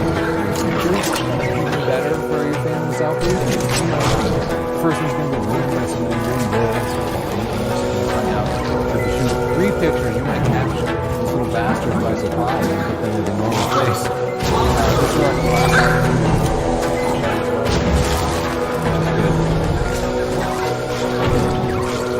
It's good for me to have a camera in any shape from pushing the shutter button.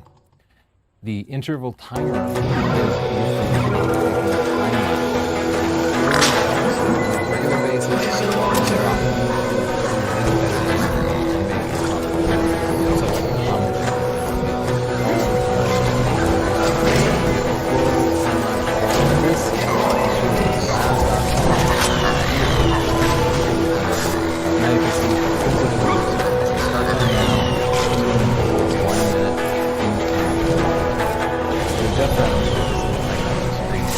And now I'm in the time-lapse animation mode.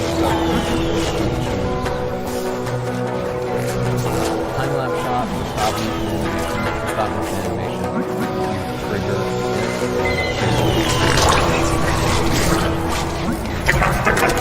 Time-lapse just fires automatically time-lapse video. Start time now is I will change the start time. If I'm in a hotel with a view, I'm taking a timer. I I promise you. And sometimes I want to see the sunrise, but I don't want to get up before the sun rises. So I'll set the camera up and trigger it to go off at 11:30 or whatever before the sun rises.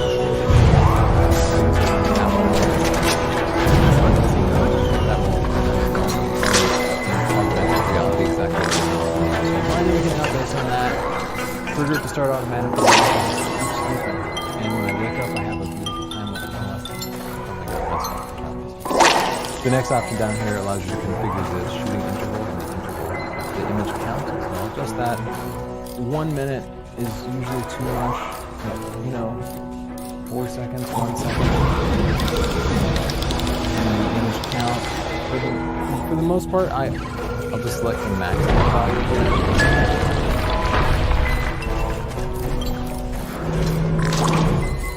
Let's just say 9,000. Because you can always put it up there. And if you have 2 minutes on restrictions, I can't tell you how many times I've been especially if you're shooting in a second.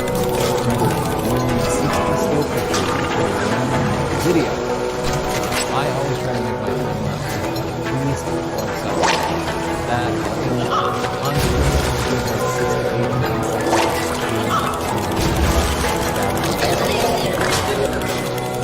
But when you want to do that,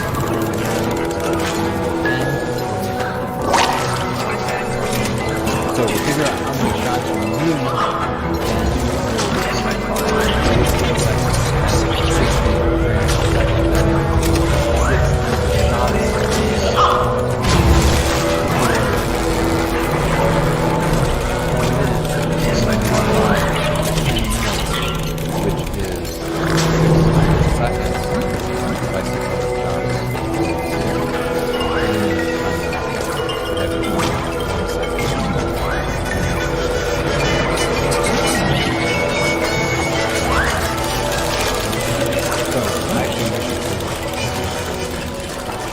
shots.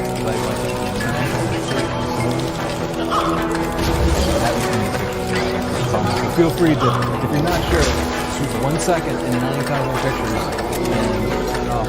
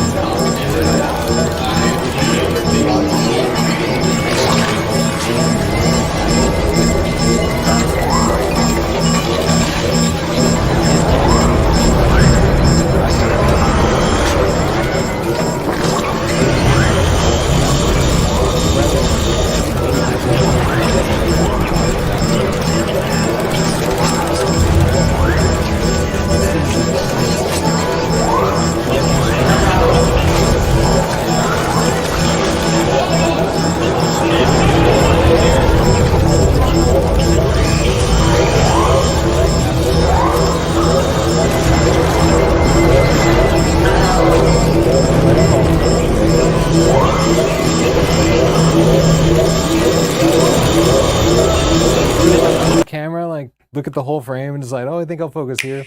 No, you want to pick a single focus point and tell it where to focus.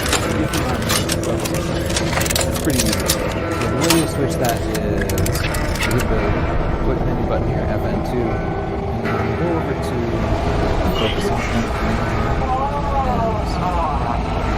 And you can select multiple types. So if I go over to the left, I can turn on the face and eye, or if it doesn't find an eye, it will allow you to move the focusing point around. But here's what I use most of the time. This is a very small focusing point. That's really important for focusing on, say, somebody's eye. Okay, it's having a hard time. It's having a hard time because pinpoint AF is also the slowest type of autofocus. So it's kind of accurate and it's very precise, but it's the slowest because the camera isn't looking at a big part of the frame and allowing itself to focus anywhere in there. So use that when you have to. And again, that's what I use most of the time when I really want to nail the focus, but there are other options available. The one area is a much bigger option, but you can see the box there itself is pretty big. And that's big enough that the camera might focus on somebody's forehead rather than their eye, and that would just totally ruin a portrait. So in those cases, you'd want to switch back to the pinpoint focusing. I didn't really demonstrate it, but this thumbstick here allows you to move the focusing point around. You can also just drag it around like that. While it's there, I can use the back dial here to control the size of the focusing point, making it bigger and faster, or smaller and more precise. So often I'll make it as small as I need to. If I'm just tracking somebody's face, I'll make it as big as the face. Otherwise, it's going to be a little bit smaller if I need to be more precise. There's another focusing mode to be aware of, and that is the tracking mode. What this will do is, you select that. Let's track that P. Sounds dirty. I'll select it and then, oh, there we go. Look, it's tracking the P. See how it's like following it around? And that will allow the subject to move throughout the frame and have me continuing to shoot it. But if you use like a D500, it doesn't work quite that well. I just wanted to show you where it was. If you change any setting, after you're done, I would go back and change that setting back, especially as you're experimenting or if it's some specialized situation, because what you don't want is to grab your camera later and urgently try to get a shot and find out your bracketing turned on and the wrong focusing mode and stuff. It's just a pain. Let's go a little deeper into manual focus. I showed you how to select it earlier by shifting this dial over to MF. And now I can use the ring on the lens to manually focus, and you can see it's pulling in and out. There are a lot of different options for manually focusing though. And the first is to autofocus. So as I'm manually focusing, I can see this little AF button down here. I can just hit that and it will autofocus it for me. Sometimes I know you want to be extreme and do everything manual, but it's nice when the camera can just jump in there and help you get the shot. Another set of options provide different focusing assist modes. So I hit the menu button here and I'll go into custom settings and then monitor display. And when I select that, there's a whole bunch of stuff that I can turn on. Just have to get to the right page. One here is peaking. You can see that I currently have it on because I use it all the time. If you select it, you can go down to set and choose how you want it to be configured. Peaking will find the parts of the frame that are the sharpest, really those parts that are in focus, and highlight it so you know when you found focus in that area. It's not precise. It should not be relied on for precise focusing, but it's a good way to get roughly in the area. The magnification is a much more precise way.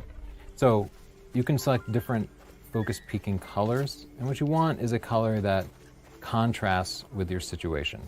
So if your client is wearing a yellow shirt, you wouldn't want to choose the yellow display color. You'd want to choose blue or something that was obviously contrasting. So to see how the focus peaking works, let's zoom in there, and then I will get that area kind of in focus. Where is it? Oh, there we go. So you can see that U there, as I get it sharp in focus, see how it has that green line around it? And as I move the camera in and out, You can kind of see that green line follow the focal plane. That's what focus means. Excuse me. You can also configure the MF Assist, which is that magnification window that pops up. So under the same group, the autofocus settings here on page 2, you'll see MF Assist. And I always keep this set to this option, which is the default. That magnifies it. Down here, you see the option for MF Assist Display, and by default it's picture-in-picture. So it shows you a little window. If you want to take up the full screen, you can go to full here. And so now when I autofocus, you can see it'll hop right in, just automatically punches in, and that's super useful for getting precise focus. And then you can just half push the shutter to zoom back and see the full display. One more setting, if you find yourself autofocusing and then wanting to fine-tune it to manual focus, go to that same group in the menu system and select AF plus MF and just turn that on. So now, with that turned on, if I'm in autofocus modes, and so now when I half push the shutter, it will autofocus, and then as long as I have the shutter pushed down, I can manually focus by turning the ring. So it's kind of providing you the best of both worlds. Now let's talk about the different metering modes. Metering is the logic that the camera uses to determine the proper exposure, and you can just always leave it on the default and never worry about this. I discussed this in chapter 3 of Stunning Digital Photography, but if you do decide that you want to change it, you just want to ignore Tony's advice and go and change your metering mode, fine, who am I to stop you? The easiest way to do that is to hit the Q menu here, FN2, and then go down to this option in the lower left corner. And here you can see I can choose between multi-metering, center-weighted metering, and spot metering. Again, just leave it on multi-metering. If you're going to change that, it's because you already know how to do it. Another option you don't necessarily need to change for stills, especially if you're shooting raw, but you might want to change for video, is the white balance. You might want to just nail the white balance so that the color isn't looking a little too orange or a little too green. To do that, you can use the WB button on top of the camera. Push that, and now you can select from whatever type of lighting you're in. Like this is incandescent light, this is sunlight, or auto white balance works pretty good. If you want to fine tune that, you can hit adjust here and then just dial it in however you want to really make sure that it's perfect.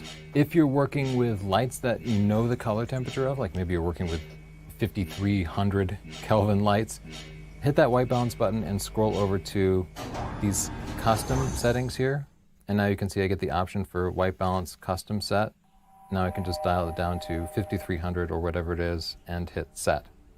And then everything should be nice and white. You also have some options for custom settings here that you can easily recall. So I can go to that and make my white balance off of a white card or a gray card. So all I need to do is to fill the frame with whatever's white there and then hit set. And bam, it made sure that that part of the frame was white. Do that before you film and you will save yourself some post-processing, right?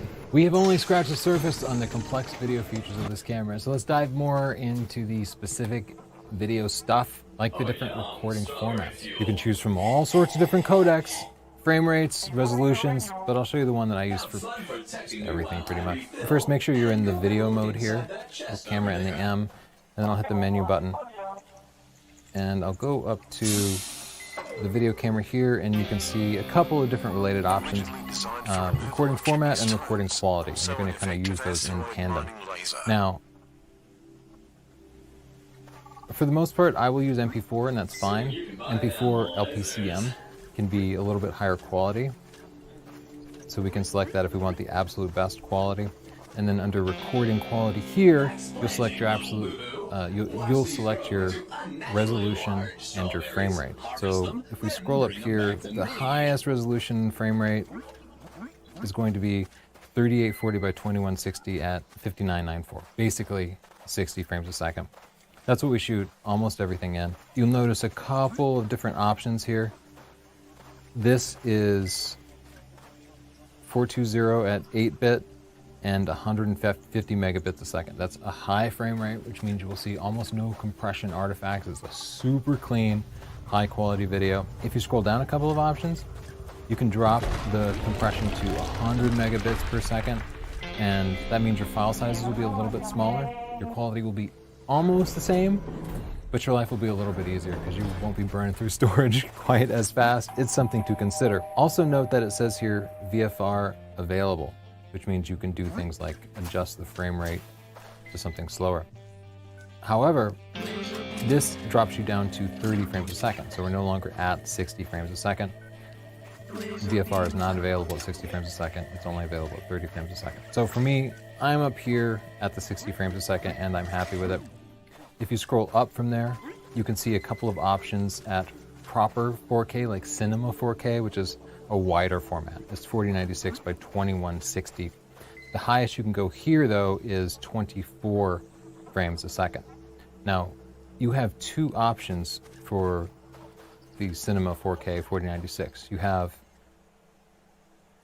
100 megabit and 8-bit 420, or you have the 10-bit and 150 megabits a second. The 10-bit adds more color information to the video and might require a little bit of extra processing. At the moment, Premiere is struggling with the 10-bit GH5 files a little bit.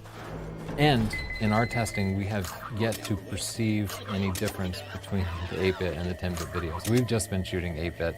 I've seen other people testing these things and really trying to push it and try to see some benefit to the 10-bit, and none of us have really seen any benefit to the 10-bit. So if I were you, I just wouldn't sweat it. But if you have a boss who's telling you need to shoot 10-bit, if you're shooting for consistency with other cameras, if you want 10-bit, there it is. If you don't know what that means, don't sweat it. Just shoot 38, 40, 21, 60, 60p and don't worry about the 8-bit or 10-bit. If you do want 10-bit, note that if you scroll down a little bit, you do have the option of shooting at 422 and 10-bit at 3840 by 2160 at 30 frames a second. So if you're on a 30 frames per second format, or you're shooting 24 frames a second, you have the option of jumping up to 10-bit and getting that extra just color resolution, a little bit better quality. I'm not going to get into which is actually better. Let's talk about the E-stabilization. This camera actually has 3 forms of stabilization. There's optical stabilization in those lenses that are power OIS, or any like adaptive Canon lenses that have image stabilization. The lens will move physical elements around to stabilize stuff. Then you have sensor stabilization, where the sensor will actually move around, taking still photos or video to offset things like the twist of the camera. Those will work in tandem if you have Panasonic lenses. If you use other lenses, they will not work in tandem. Most Panasonic lenses, not all of them. But if you put a Canon lens on there, if you put an Olympus lens on there, it'll be one or the other. It'll use these sensors, the lens stabilization if it has it, otherwise it will fall back to the sensor stabilization. The third form of stabilization is E-stabilization, which is available when shooting video only, not available for stills. What that does is it will pull from different pixels on the sensor to keep your image stabilized. So it's moving like this around the edges of the frame. And of course, if the sensor is here and the image that it's pulling is here, it needs a little bit of room around the edges, right? So it will have to, when you turn on E-stabilization, it will crop the image in a little bit to allow it to freely move around the frame some. I find E-stabilization in its current form to be good for handheld static shots. If I'm like this and I want to be like a human tripod, it will make a difference, it will help. If I'm walking and I turn on E-stabilization, it looks weird. It's all like, rrr, so I don't do that. So I'm often turning E-stabilization on and off. To change it, you'll hit the menu button here. You'll go over to the little movie icon here, and then scroll down some. Go to stabilizer, and then E-stabilization video, and you can turn it on. Again, great for static shots. Moving shots, I mean, you decide, but me personally, I don't like it.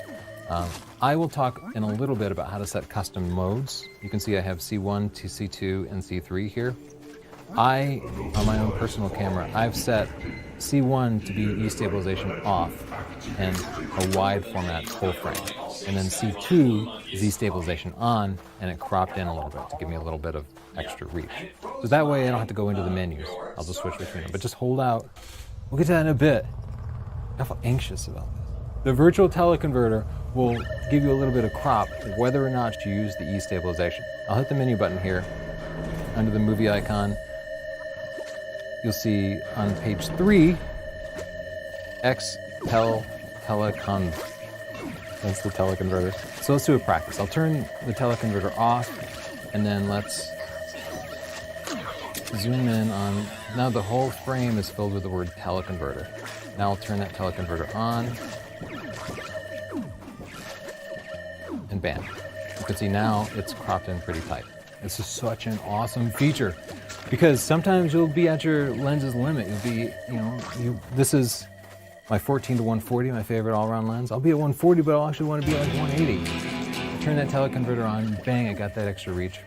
Again, I set it to C2 in my custom settings, so if I want that extra reach, I just bam.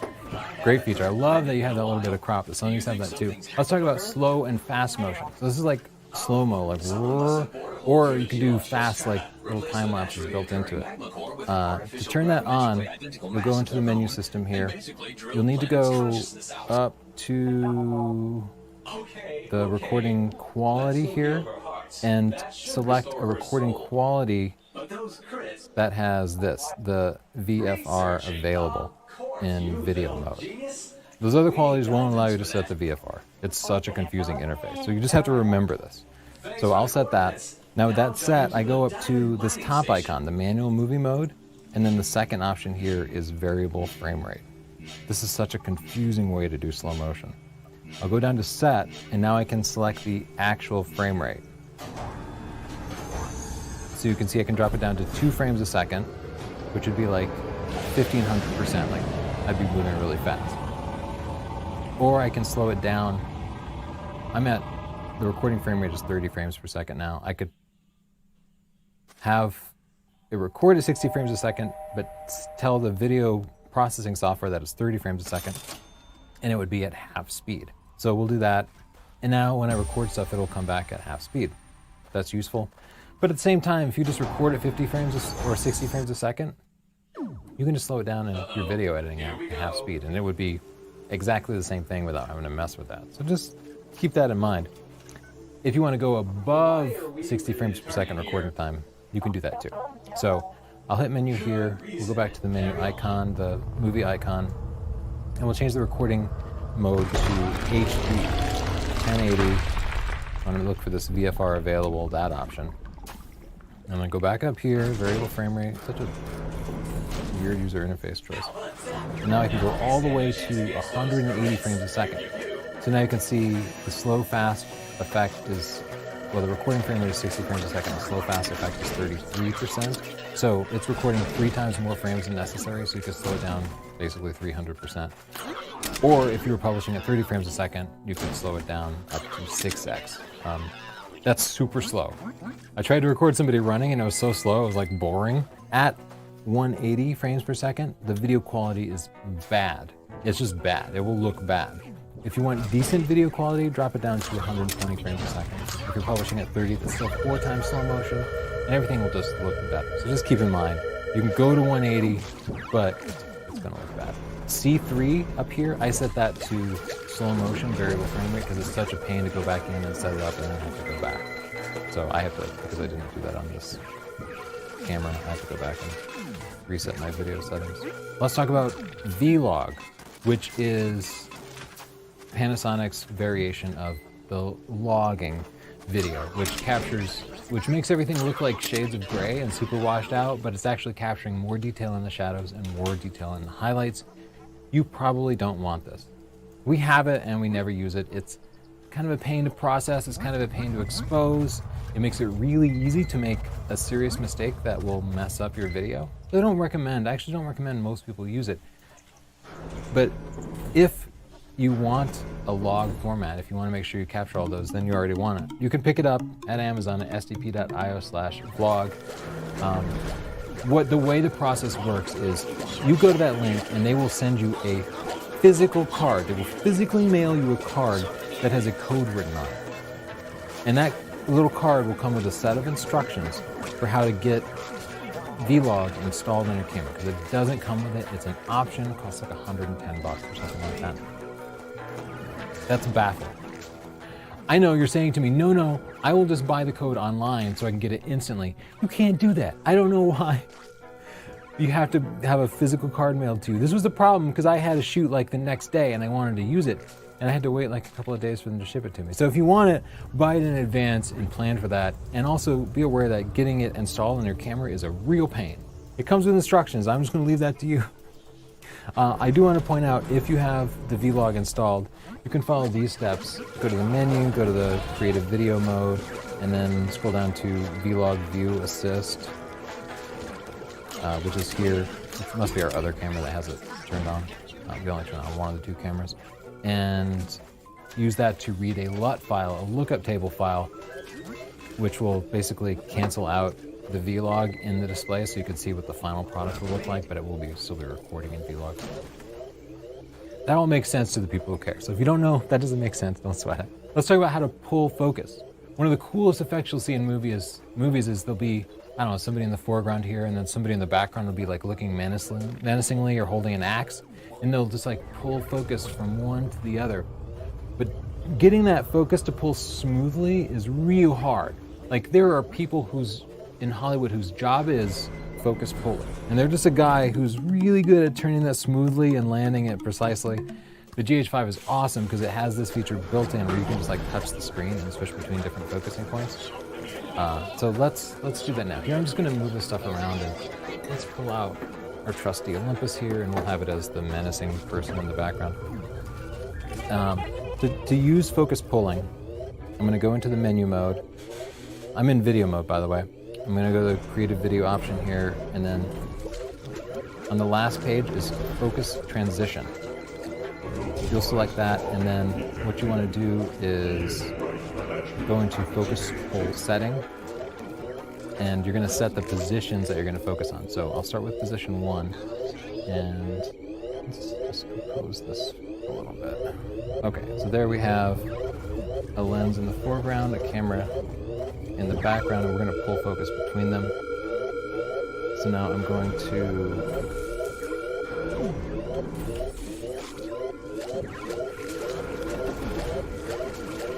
really focus on this guy in the foreground. There we go, nailed that focus. Exit, set. Now go to position 2. And I'm going to focus on that guy in the background. What is that? Okay, nailed the focus. You can see the focus peaking is helping me out there. And then set. And you could set a third position too. You can switch between 3 of them. And then I'll hit start. And so now, I can be recording video. And now I can go position 1, position 2, position 1, position 2. And it's pulling focus nice and smoothly between the two subjects. Pretty cool, right? Keep that in your bag, because that's a real easy and cheap way to up your production values, make your videos look great. Let's talk about sound. Good sound's important. You're going to want to use an external mic. I'll suggest a couple of mics at the end, including the mic that I'm using now. You will want to, when you're in video mode, make sure that you have the mic levels shown. And they might not be by default. So hit the menu button here, go down to the camera icon, the video camera icon, and then scroll over to mic level display.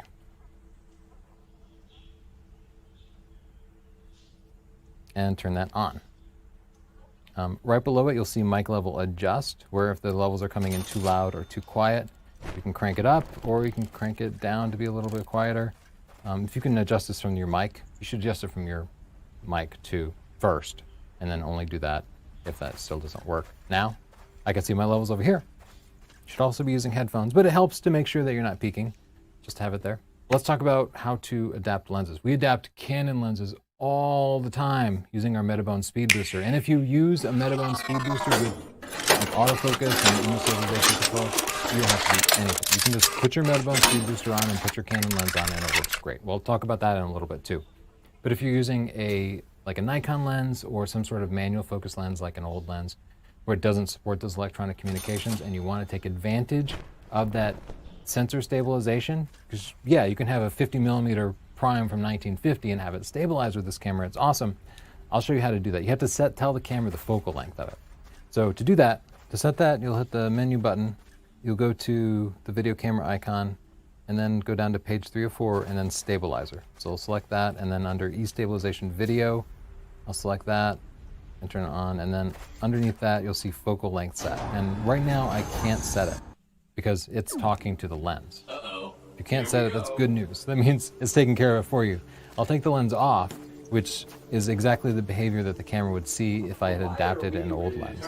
So now when I go into the same setting, I can see here focal length set. I can actually go in and set the focal length to whatever the physical focal length is. You do not have to factor in the crop factor of the sensor.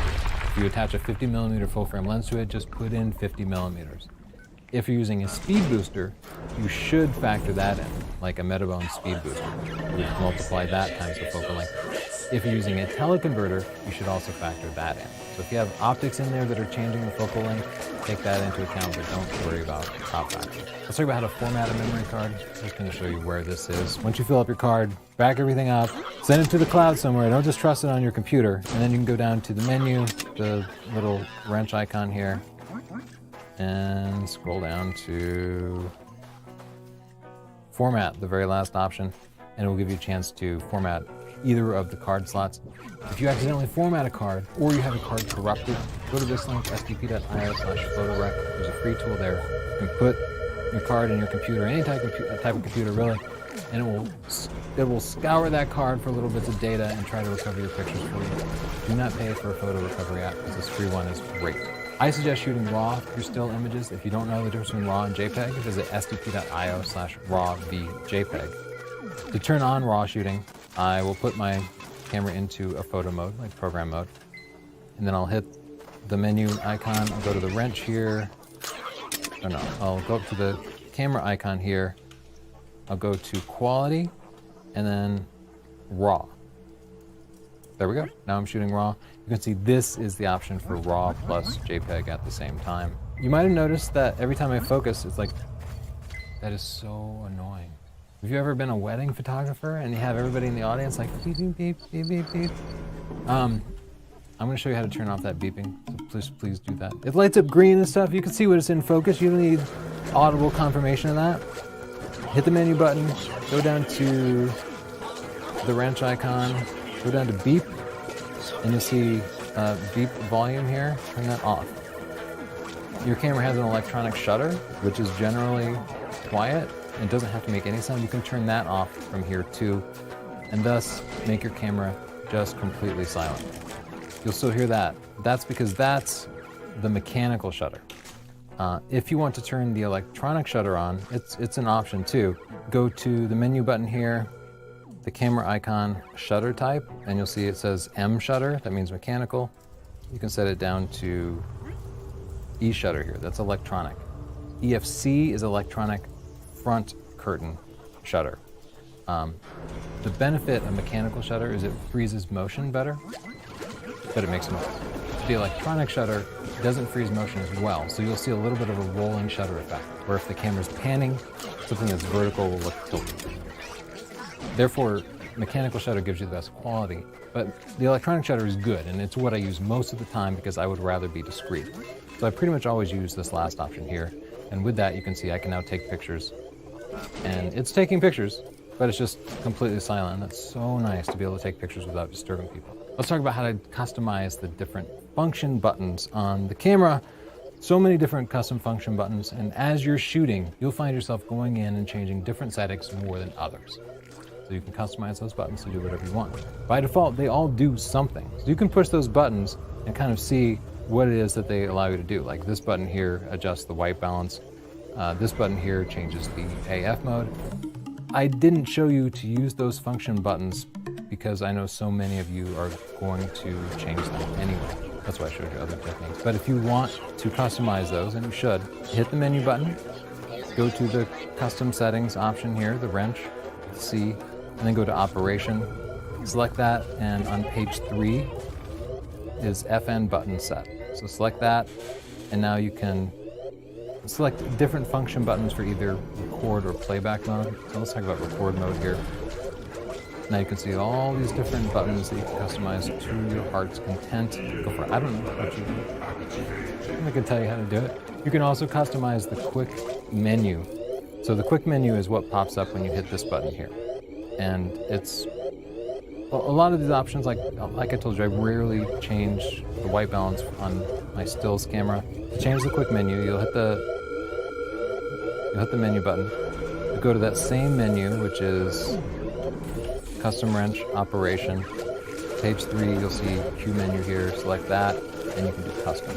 With that turned on, I will now go back out of the menu system and I'll hit the Q menu button again. And now it gives me this option down here to allow me to drag stuff around and change it. So what I'm going to do is I'm going to drag them from up here down here. So bam, I just replace that one. I never change out of 4 and 3, so I can just get rid of that one. But I will sometimes shoot in raw JPEG. So what I'm doing is I'm pulling from the list of available options up here and dragging them down here. So there's my teleconverter, I'll turn that on, and then I can exit back out of here. So now that I've done that, the options are customized, and every time I go into the quick menu here, you can see I can pick from those 3 options that I just chose. I highly recommend doing that because those quick menu items, most of them aren't very useful for me. Custom modes. Mentioned it a couple times, but this custom mode dial up here has these awesome C1, C2, and C3 options. They will take all of your settings and apply them to So if you want to be in shutter priority,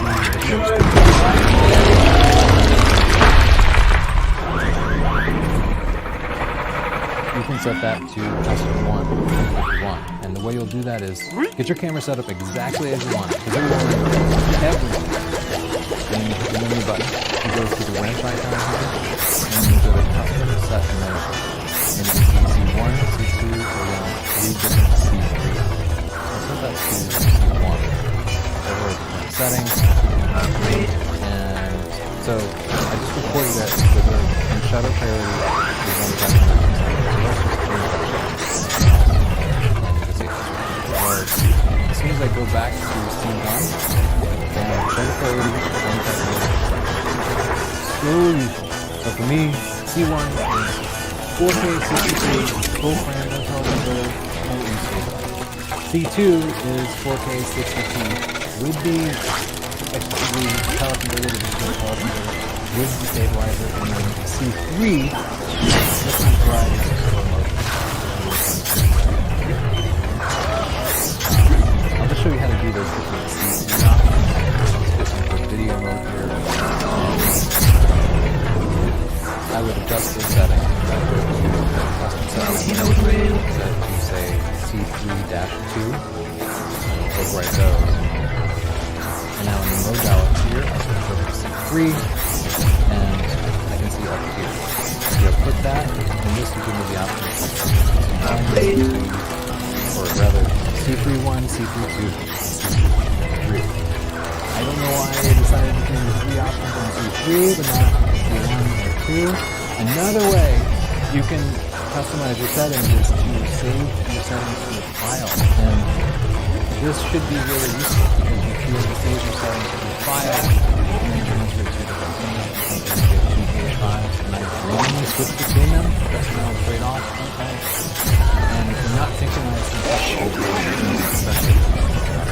you want to write those to the memory card and transfer the memory card to the other one and release it. So to do that, what you can do is go down to the wrench icon, and then down to the bottom of page 3, you'll see Save Restore Camera. I'll select that, and then I'll save it to a new file. I can name it something here by change the file name. I can click OK, and save it. Now I can transfer that to the slot 1 of another camera, and I'll say we did this, and it did not work. The second camera received the settings, but then regularly lost the settings. Better luck, it works out better for you. Now I'll tell you how to use the back button filter. If you want to use back button filter, we would or visit S3.io. Now, I'm just going to show you how to turn it on. Go to the